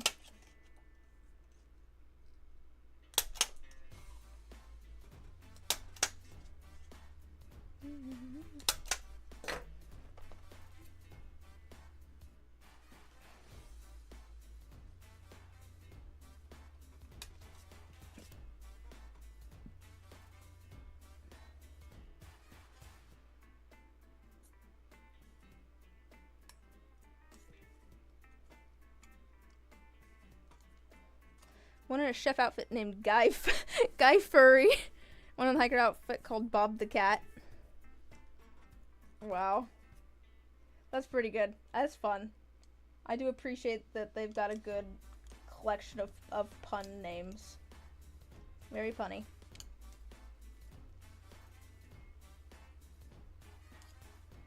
All of my cats, my actual cats, are named after various, like, characters from things.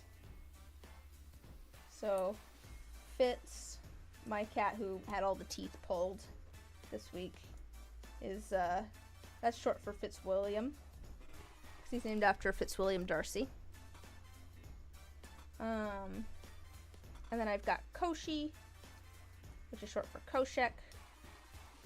She was named after the cat in Welcome to Night Vale that is floating in the men's restroom. Kind of an eldritch horror cat, which works because she's like a all black cat. She's also an absolute scaredy cat and a sweetheart, but I feel like it works. It works somehow. Okay, I've got a sprig of lavender.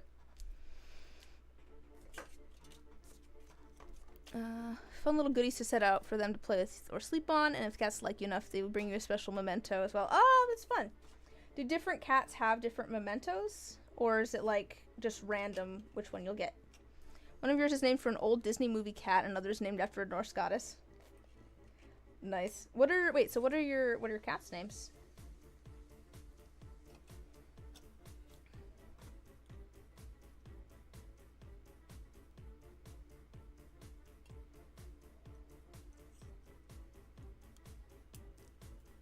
Ah, different cats. That's fun. Well, that's fun, because then it gives you kind of like a goal to like try and collect things.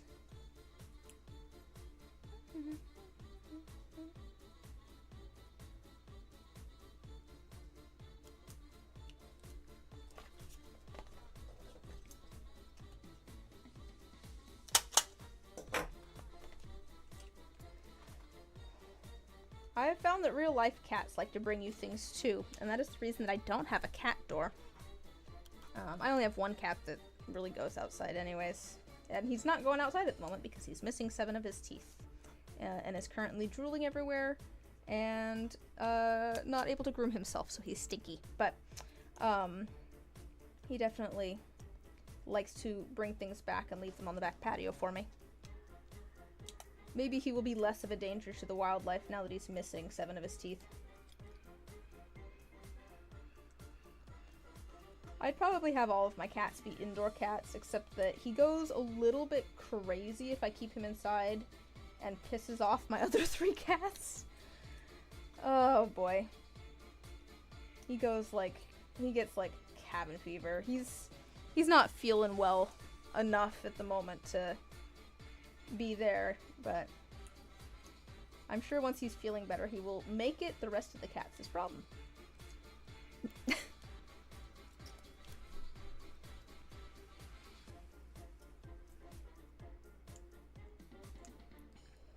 Jake, the cat from outer space, Freya, Norse goddess of love and beauty, and Sammy. No particular source. Fair. Sammy is just Sammy.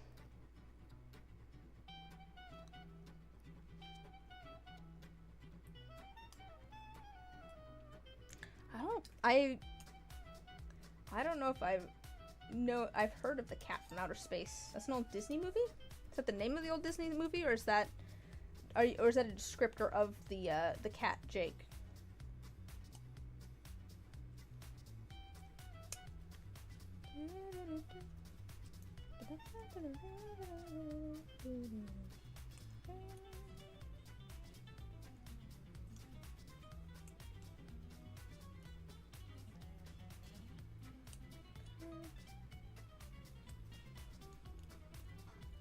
I was like, where did I set all my flowers?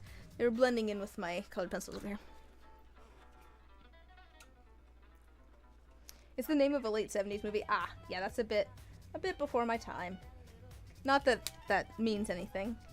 I grew up watching the DVD version of I Love Lucy, so. A friend of yours has several cats. They're named after various mythological beings, such as one named Basset, Siren, and Hesta.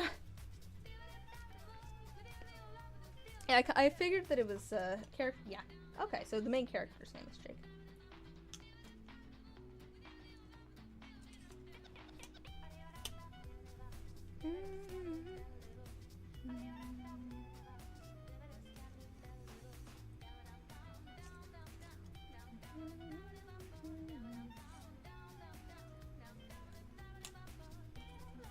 Yep. So I've got Fitz. I've got Fitzwilliam, Fitz, Koshek, Koshi, Luna, and Not.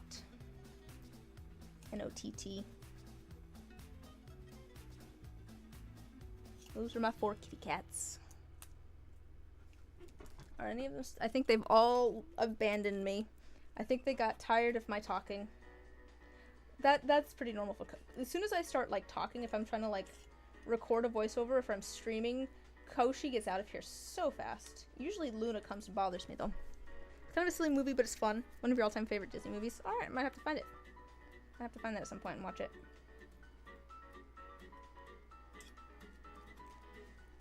Sometimes you just need a silly movie. Something that's fun and silly. Not everything has to be a Emmy Award-winning masterpiece.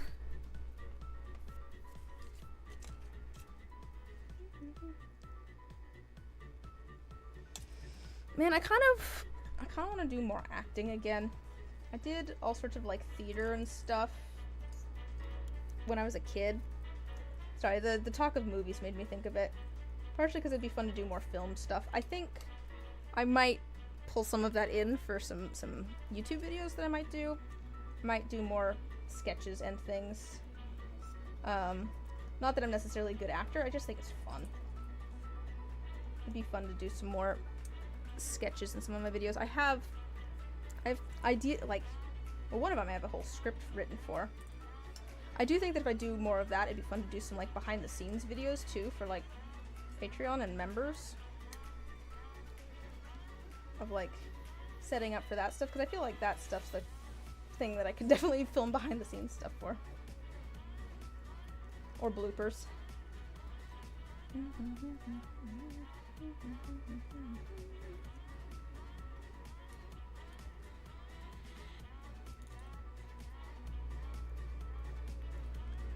I'm working on a couple of fairly simple, what is that? That needs a little bit more. It's like a spot that doesn't have any. There we go. All fixed.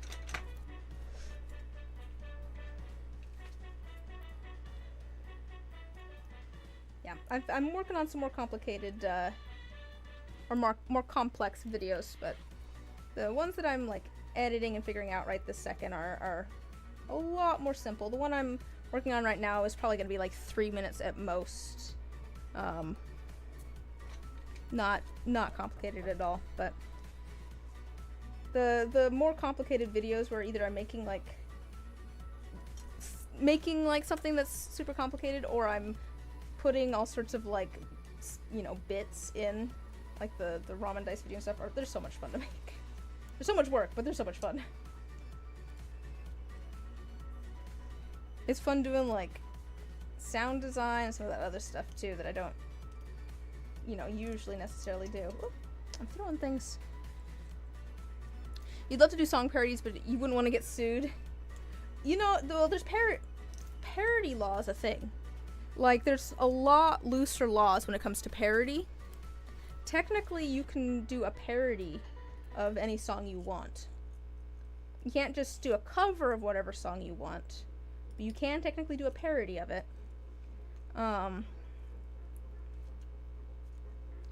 said, you don't want to necessarily step on toes.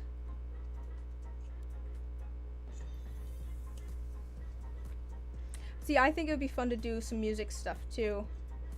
It's just writing music that I'm like, I don't know. But I do enjoy singing. That's something that I do.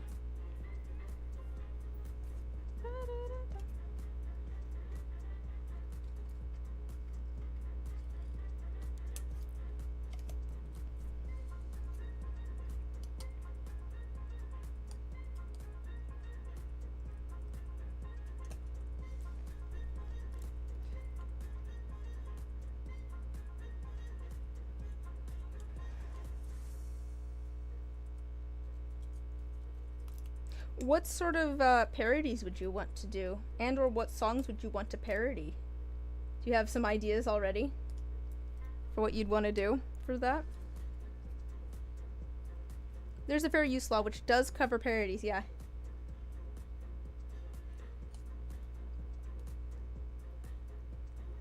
To be fair, just because it's legal doesn't necessarily mean that it wouldn't step on some toes, so, you know, you could still reach out and ask. But also probably if you're just, you know, doing it for fun and not money, people probably wouldn't care too much. Especially if you were just, you know, a small little, you know.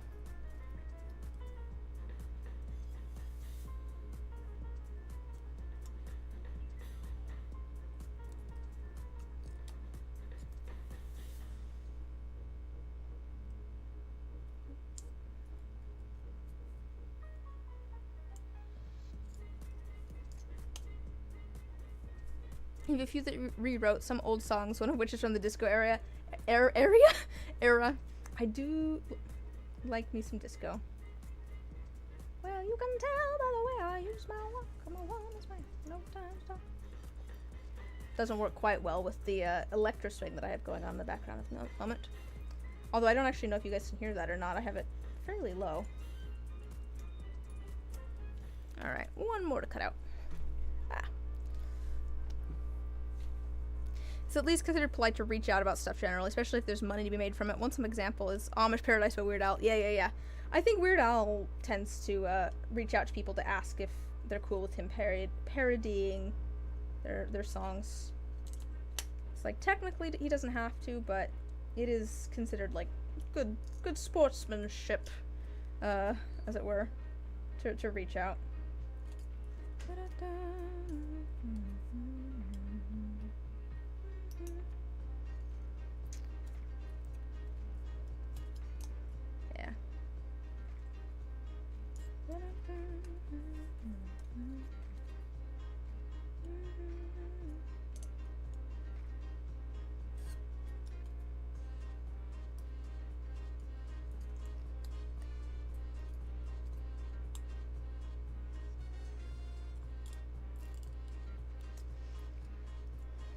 So, I mean, there's one extra step there, but you could still do it, I bet. It'd be kind of fun.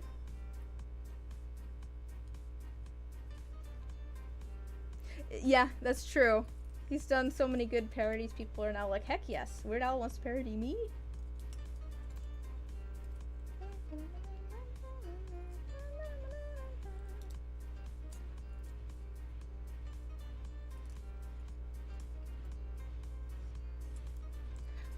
Alright, that's all of our flowers cut out. Alright, here's the question. Do I attempt to spin everything around? And, here, just a second. I'm wondering if I could spin everything around and, actually... Where's my... What am I? This?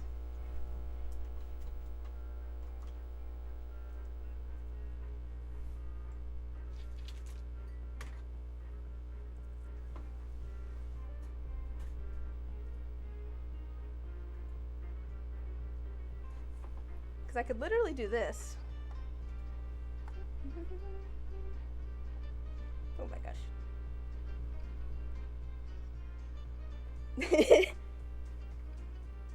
And I could even move my my microphone over. Hopefully I don't mess it up. Alright, let's try this. Oh, actually, you know what? Let me pull up the stream on my phone so that I can see the chat.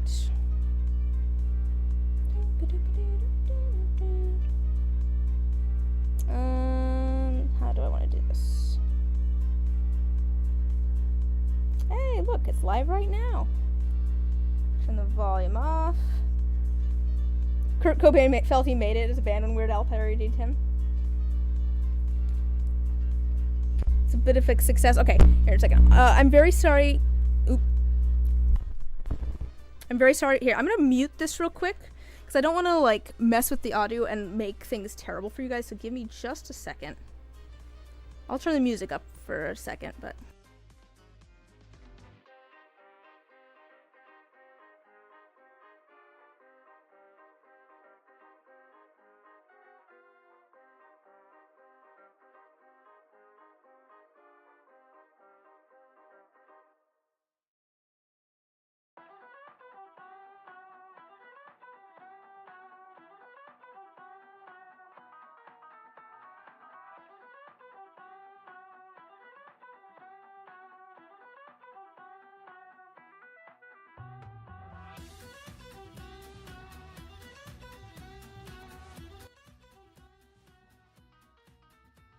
Okay, let's see if we can do this.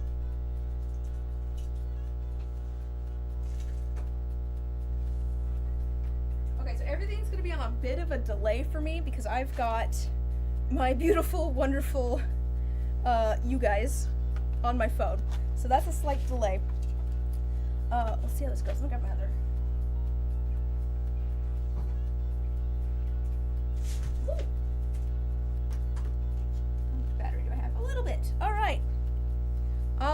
Can you hear me? Do I sound okay? That's the next question.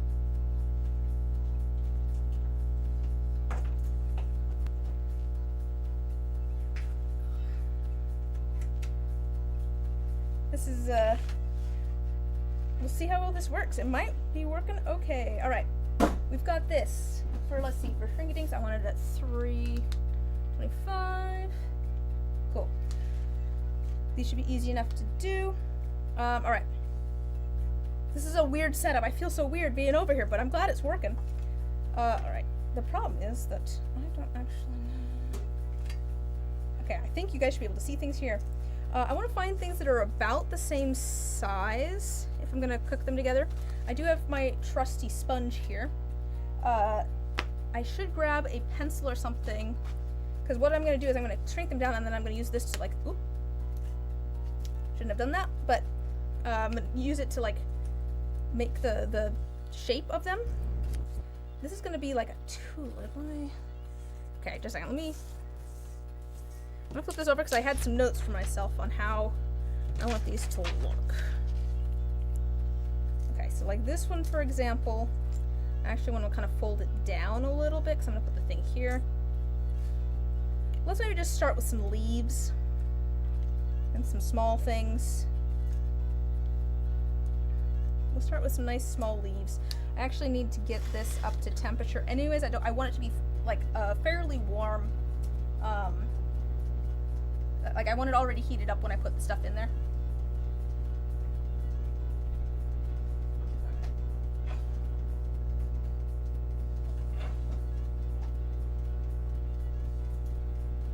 So we'll let that heat up a second. I grabbed a pencil. Wherever you guys are, I grabbed a pencil. We're gonna use that to shape things.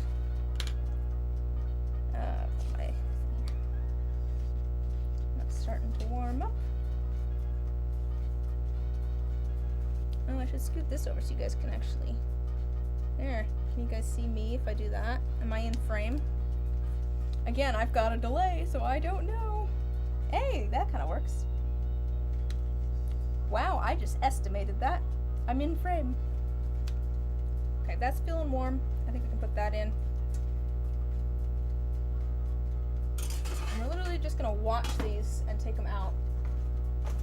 Put this wood down so I don't melt the plastic on my table. We're just gonna watch those and they're gonna curl up. Oh, I wish I had a little here. Wait. Oh, what are you doing? We can get some more light inside of here for you guys to see. There we go. Fun. You can see it all curl up.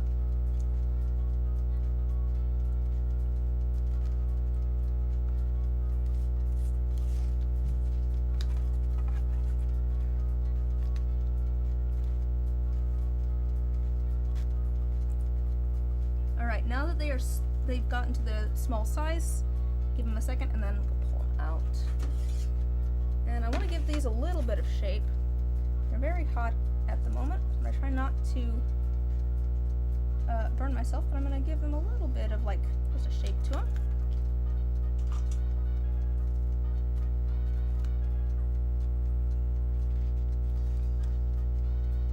So they're not just completely flat. I have to do this fairly quick because they do start to cool off pretty quick. That one ended up just pretty much flat. Let's get this over so I'm on screen a little bit more. Alright, next I'm wondering, let's just do some, so these are like a set. Not that it really matters too much. Those one here. Let's do that, just that one. We don't have to do a bunch at once. And then we'll know that we have time to actually shape them too.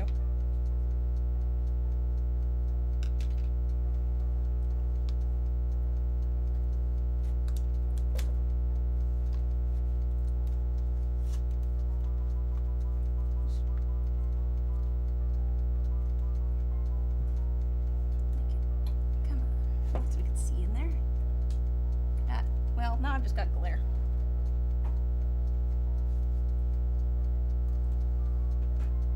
Whatever. Close enough. Alright, I think that's as small as it's getting. Got a little tiny one there. This one I want upside down. Hot. I'm gonna use the back of the kind of shape it downwards.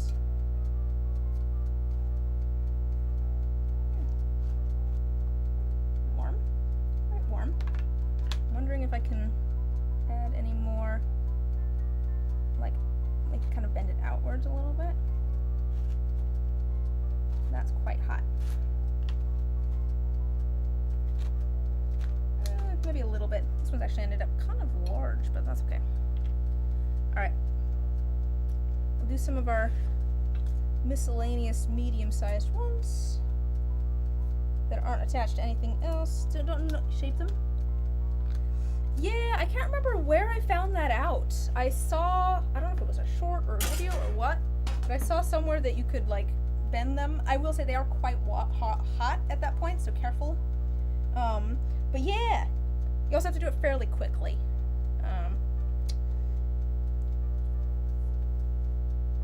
But yeah, it's fun. You can do all sorts of things. I will say this method with the sponge and just like kind of stabbing them with a pencil or a piece of wire or whatever, it seems to work pretty well.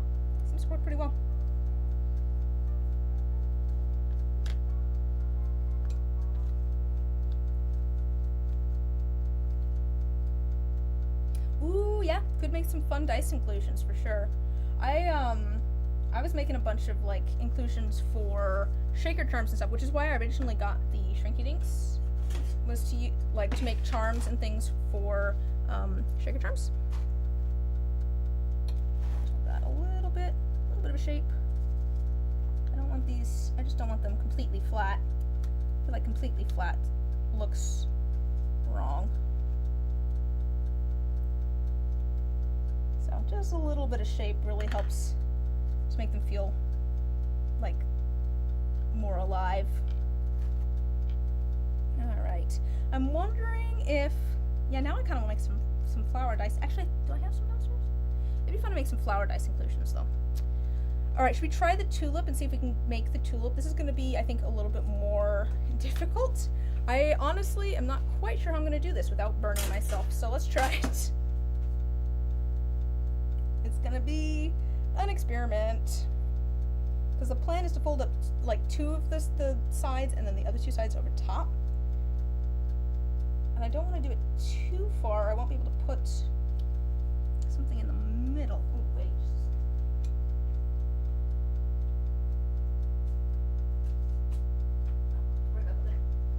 Yeah, because if I do it too far, then I won't be able to put like a post in the middle or a bead in the middle to hold the tulip together, so I need to make sure that there's a little bit of an opening at the top still. Ooh, it's the heat's going right through this thing, and I can tell because it warps the plastic there.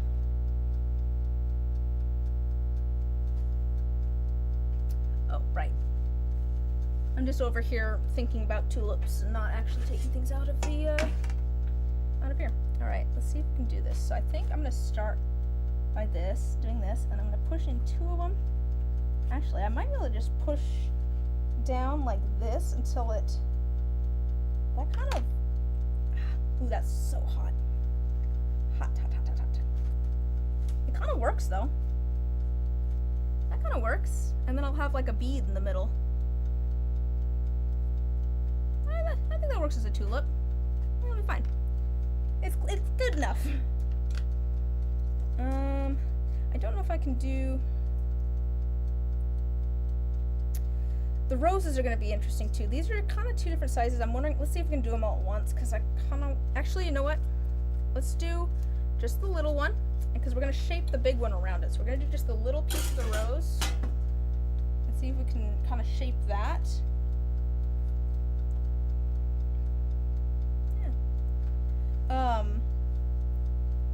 And yeah, here, there's tulip. It'll be easier to show off if I actually have my screen in front of me and not like a 30-second delay. So I'll go back to my desk after this so I can show you how all of the different flowers turned out. Oh, right here. Let me plug this back in.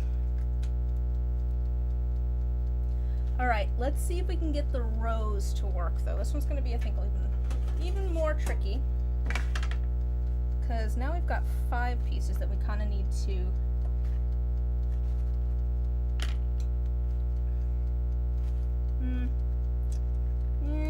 I don't know if it's going to turn out all that rose like. It didn't quite bend enough. They cooled off really quickly, but let's see if we can get the second piece around it. So I'm going to use, I think, the smaller one and actually put it in the middle of this big one when we... Oh, I should have done it the other direction. That's okay. I think I'll flip that one upside down. Oh, I'll show you what I mean in a minute. This light's like too bright. I'm gonna scoot it back a little bit.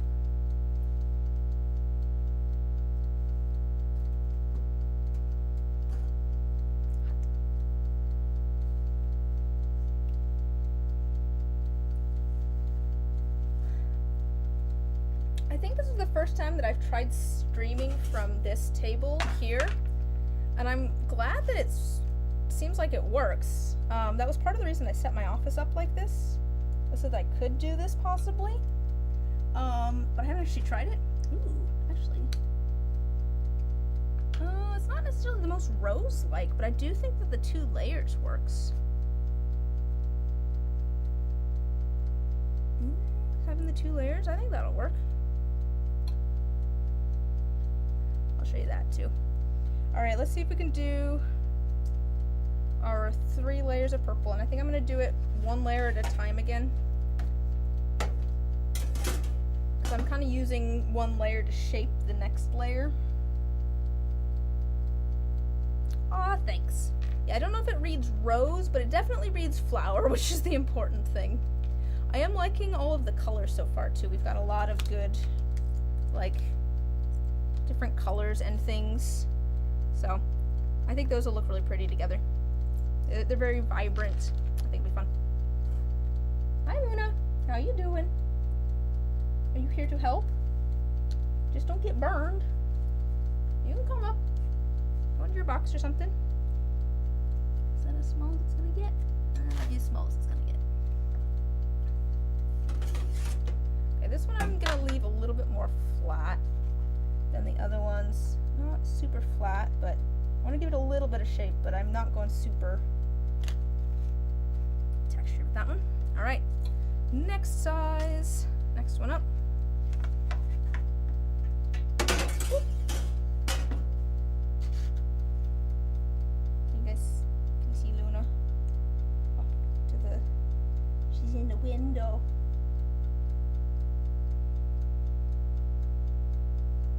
Hi, Luna. Hello.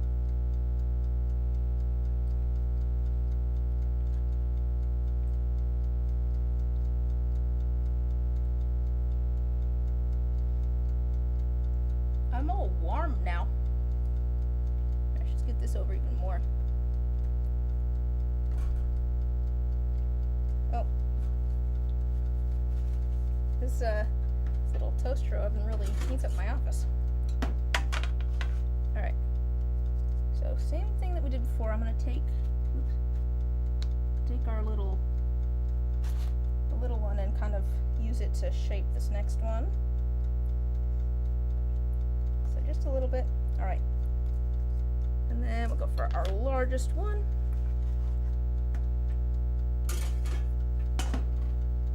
Oh, I think that's gonna work well. We've got like some layers. It's kind of hard to see with how dark it is, but I think that's gonna be cute. I feel like I need more light from this angle, but that's where I'm standing. Man, it's really just a bad angle.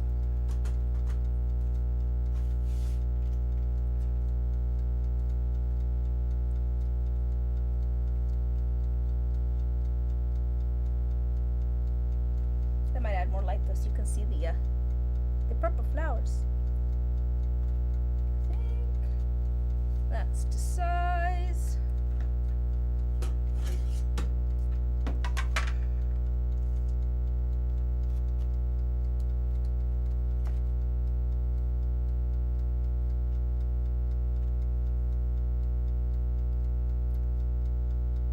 Oh, perfect. Those will be so cute. Yeah, it's gonna be cute once I have them all put together. We got all of our layers. That's also still very warm. Oh boy. Alright, we'll do our last. We've got a few just little ones left, it looks like. So we'll get our miscellaneous ones. A couple sakura blossoms. We'll get those all done. And then we've just got the lilac and the one more leaf.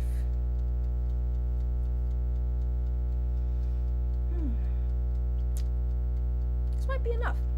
I'm not planning on making a super long necklace, so this might be enough flowers.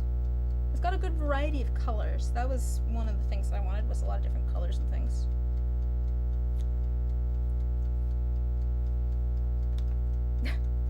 My poor mat here.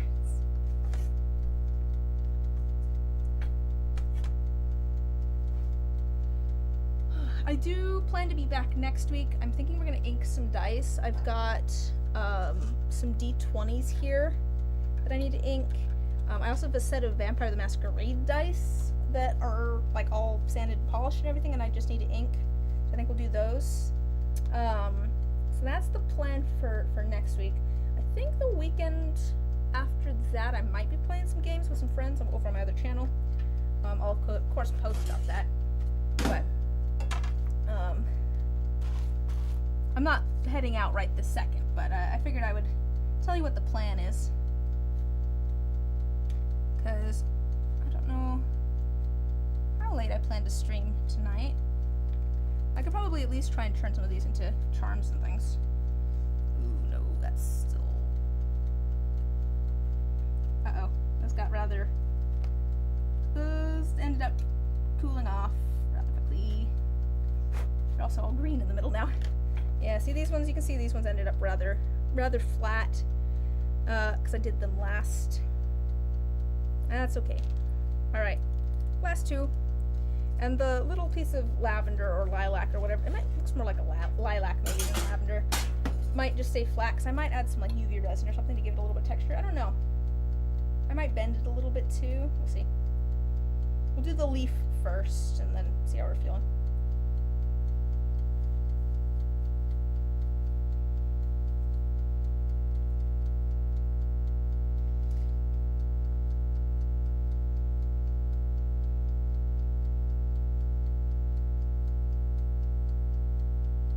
I honestly just don't know if I want to try and move my whole setup back to my desk again.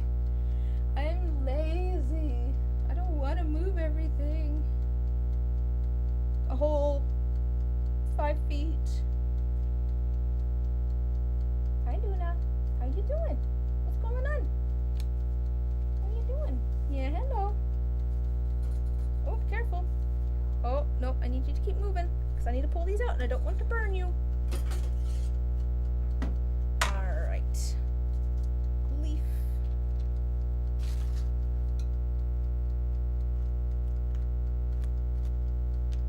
And then this one, I don't know, there's a little bit of a angle to it, I guess. Just so it's not completely flat. Alright, did you like those dice? Did you put those dice up for sale that looked like the Pillars of Creation? The Pillars of Creation. Which ones were the Pillars of Creation?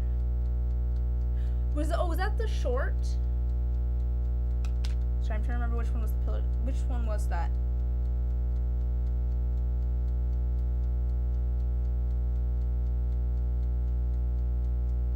Which one was that? Because I remember that conversation. I can't remember which set of dice it was that we were talking about with those.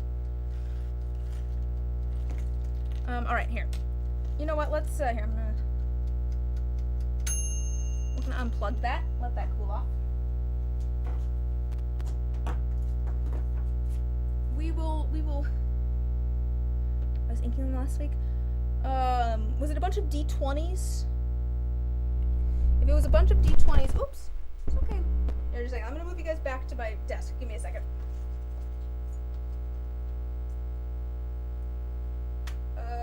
Just a second.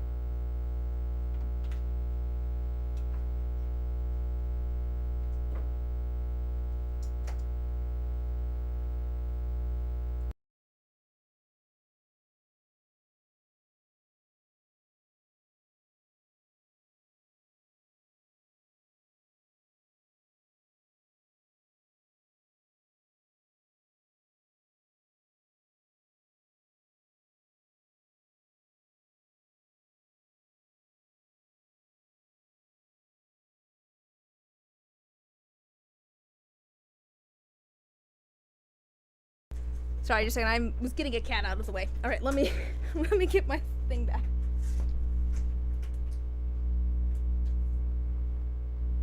Hello.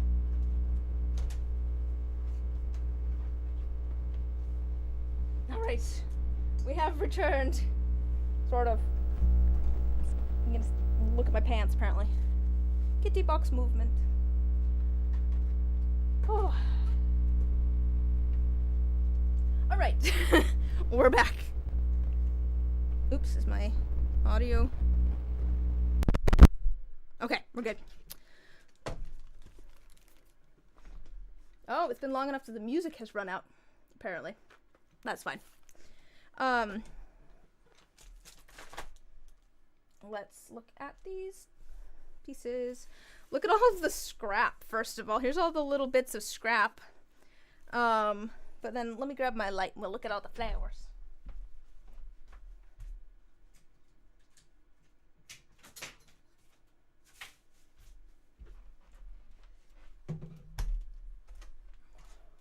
That light's not gonna last super long, I know it. So much scrap. Let's just put all this scrap in my trash. But here's the flowers. Here's the one that I was saying. I don't know that it reads rose. Ooh, it reads washed out. I don't know that it reads rose, but it does read flower, so that's the important thing. All D20s. If it was all D20s, they were probably for Patreon supporters. They were probably for patrons. I do like how this one turned out. I actually like the little bit of pink that I used to outline things kind of poking through. It adds a little bit of like another tone in there.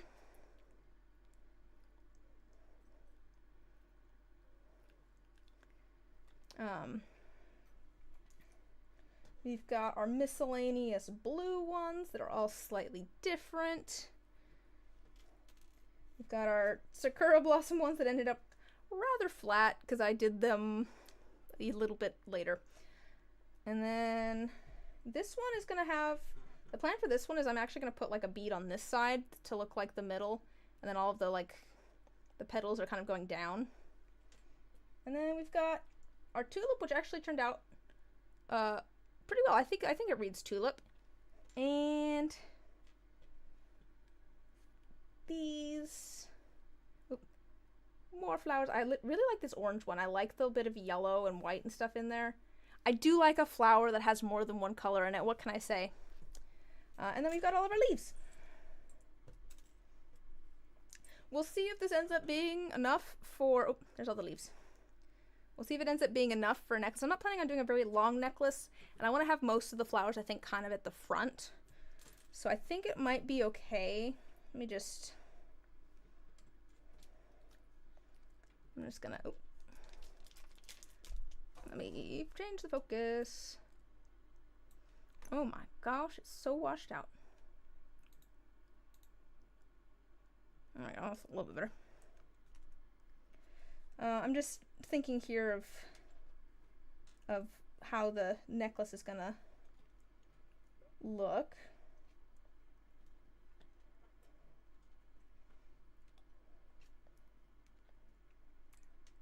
Yeah, this might be okay.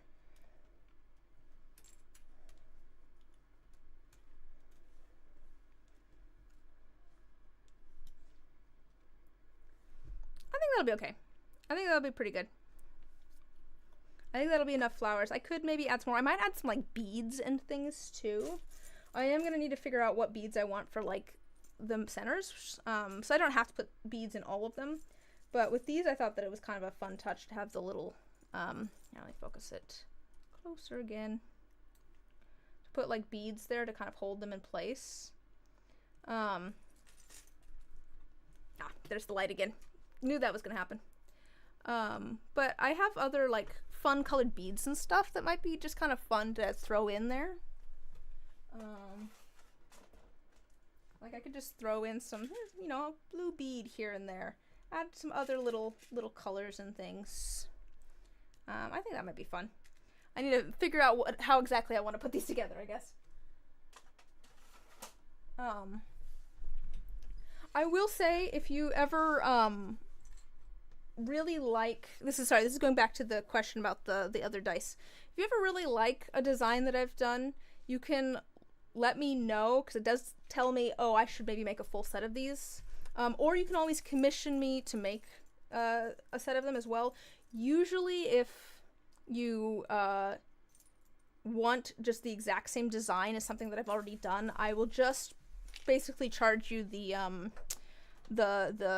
price of like a pre-made set of dice. I won't charge you my commission prices. Depends on what it is. If you have a bunch of changes you want made to it, that's a different story. But if you are curious, if you do want to get like a full set or something, you can shoot me a message and we can get something figured out too. So just because they're not up in my shop doesn't mean that I can't make them. Like I said, I will be back next week, probably inking some D20s and a set of Vampire the Masquerade dice that I still need to clean, but that are all sanded and polished. Hopefully I'll see you guys then. I should have a new video up on Patreon this week and then out week after this. And I'm working on all sorts of fun stuff, so you have plenty of videos to look forward to soon. Yeah, just let me know.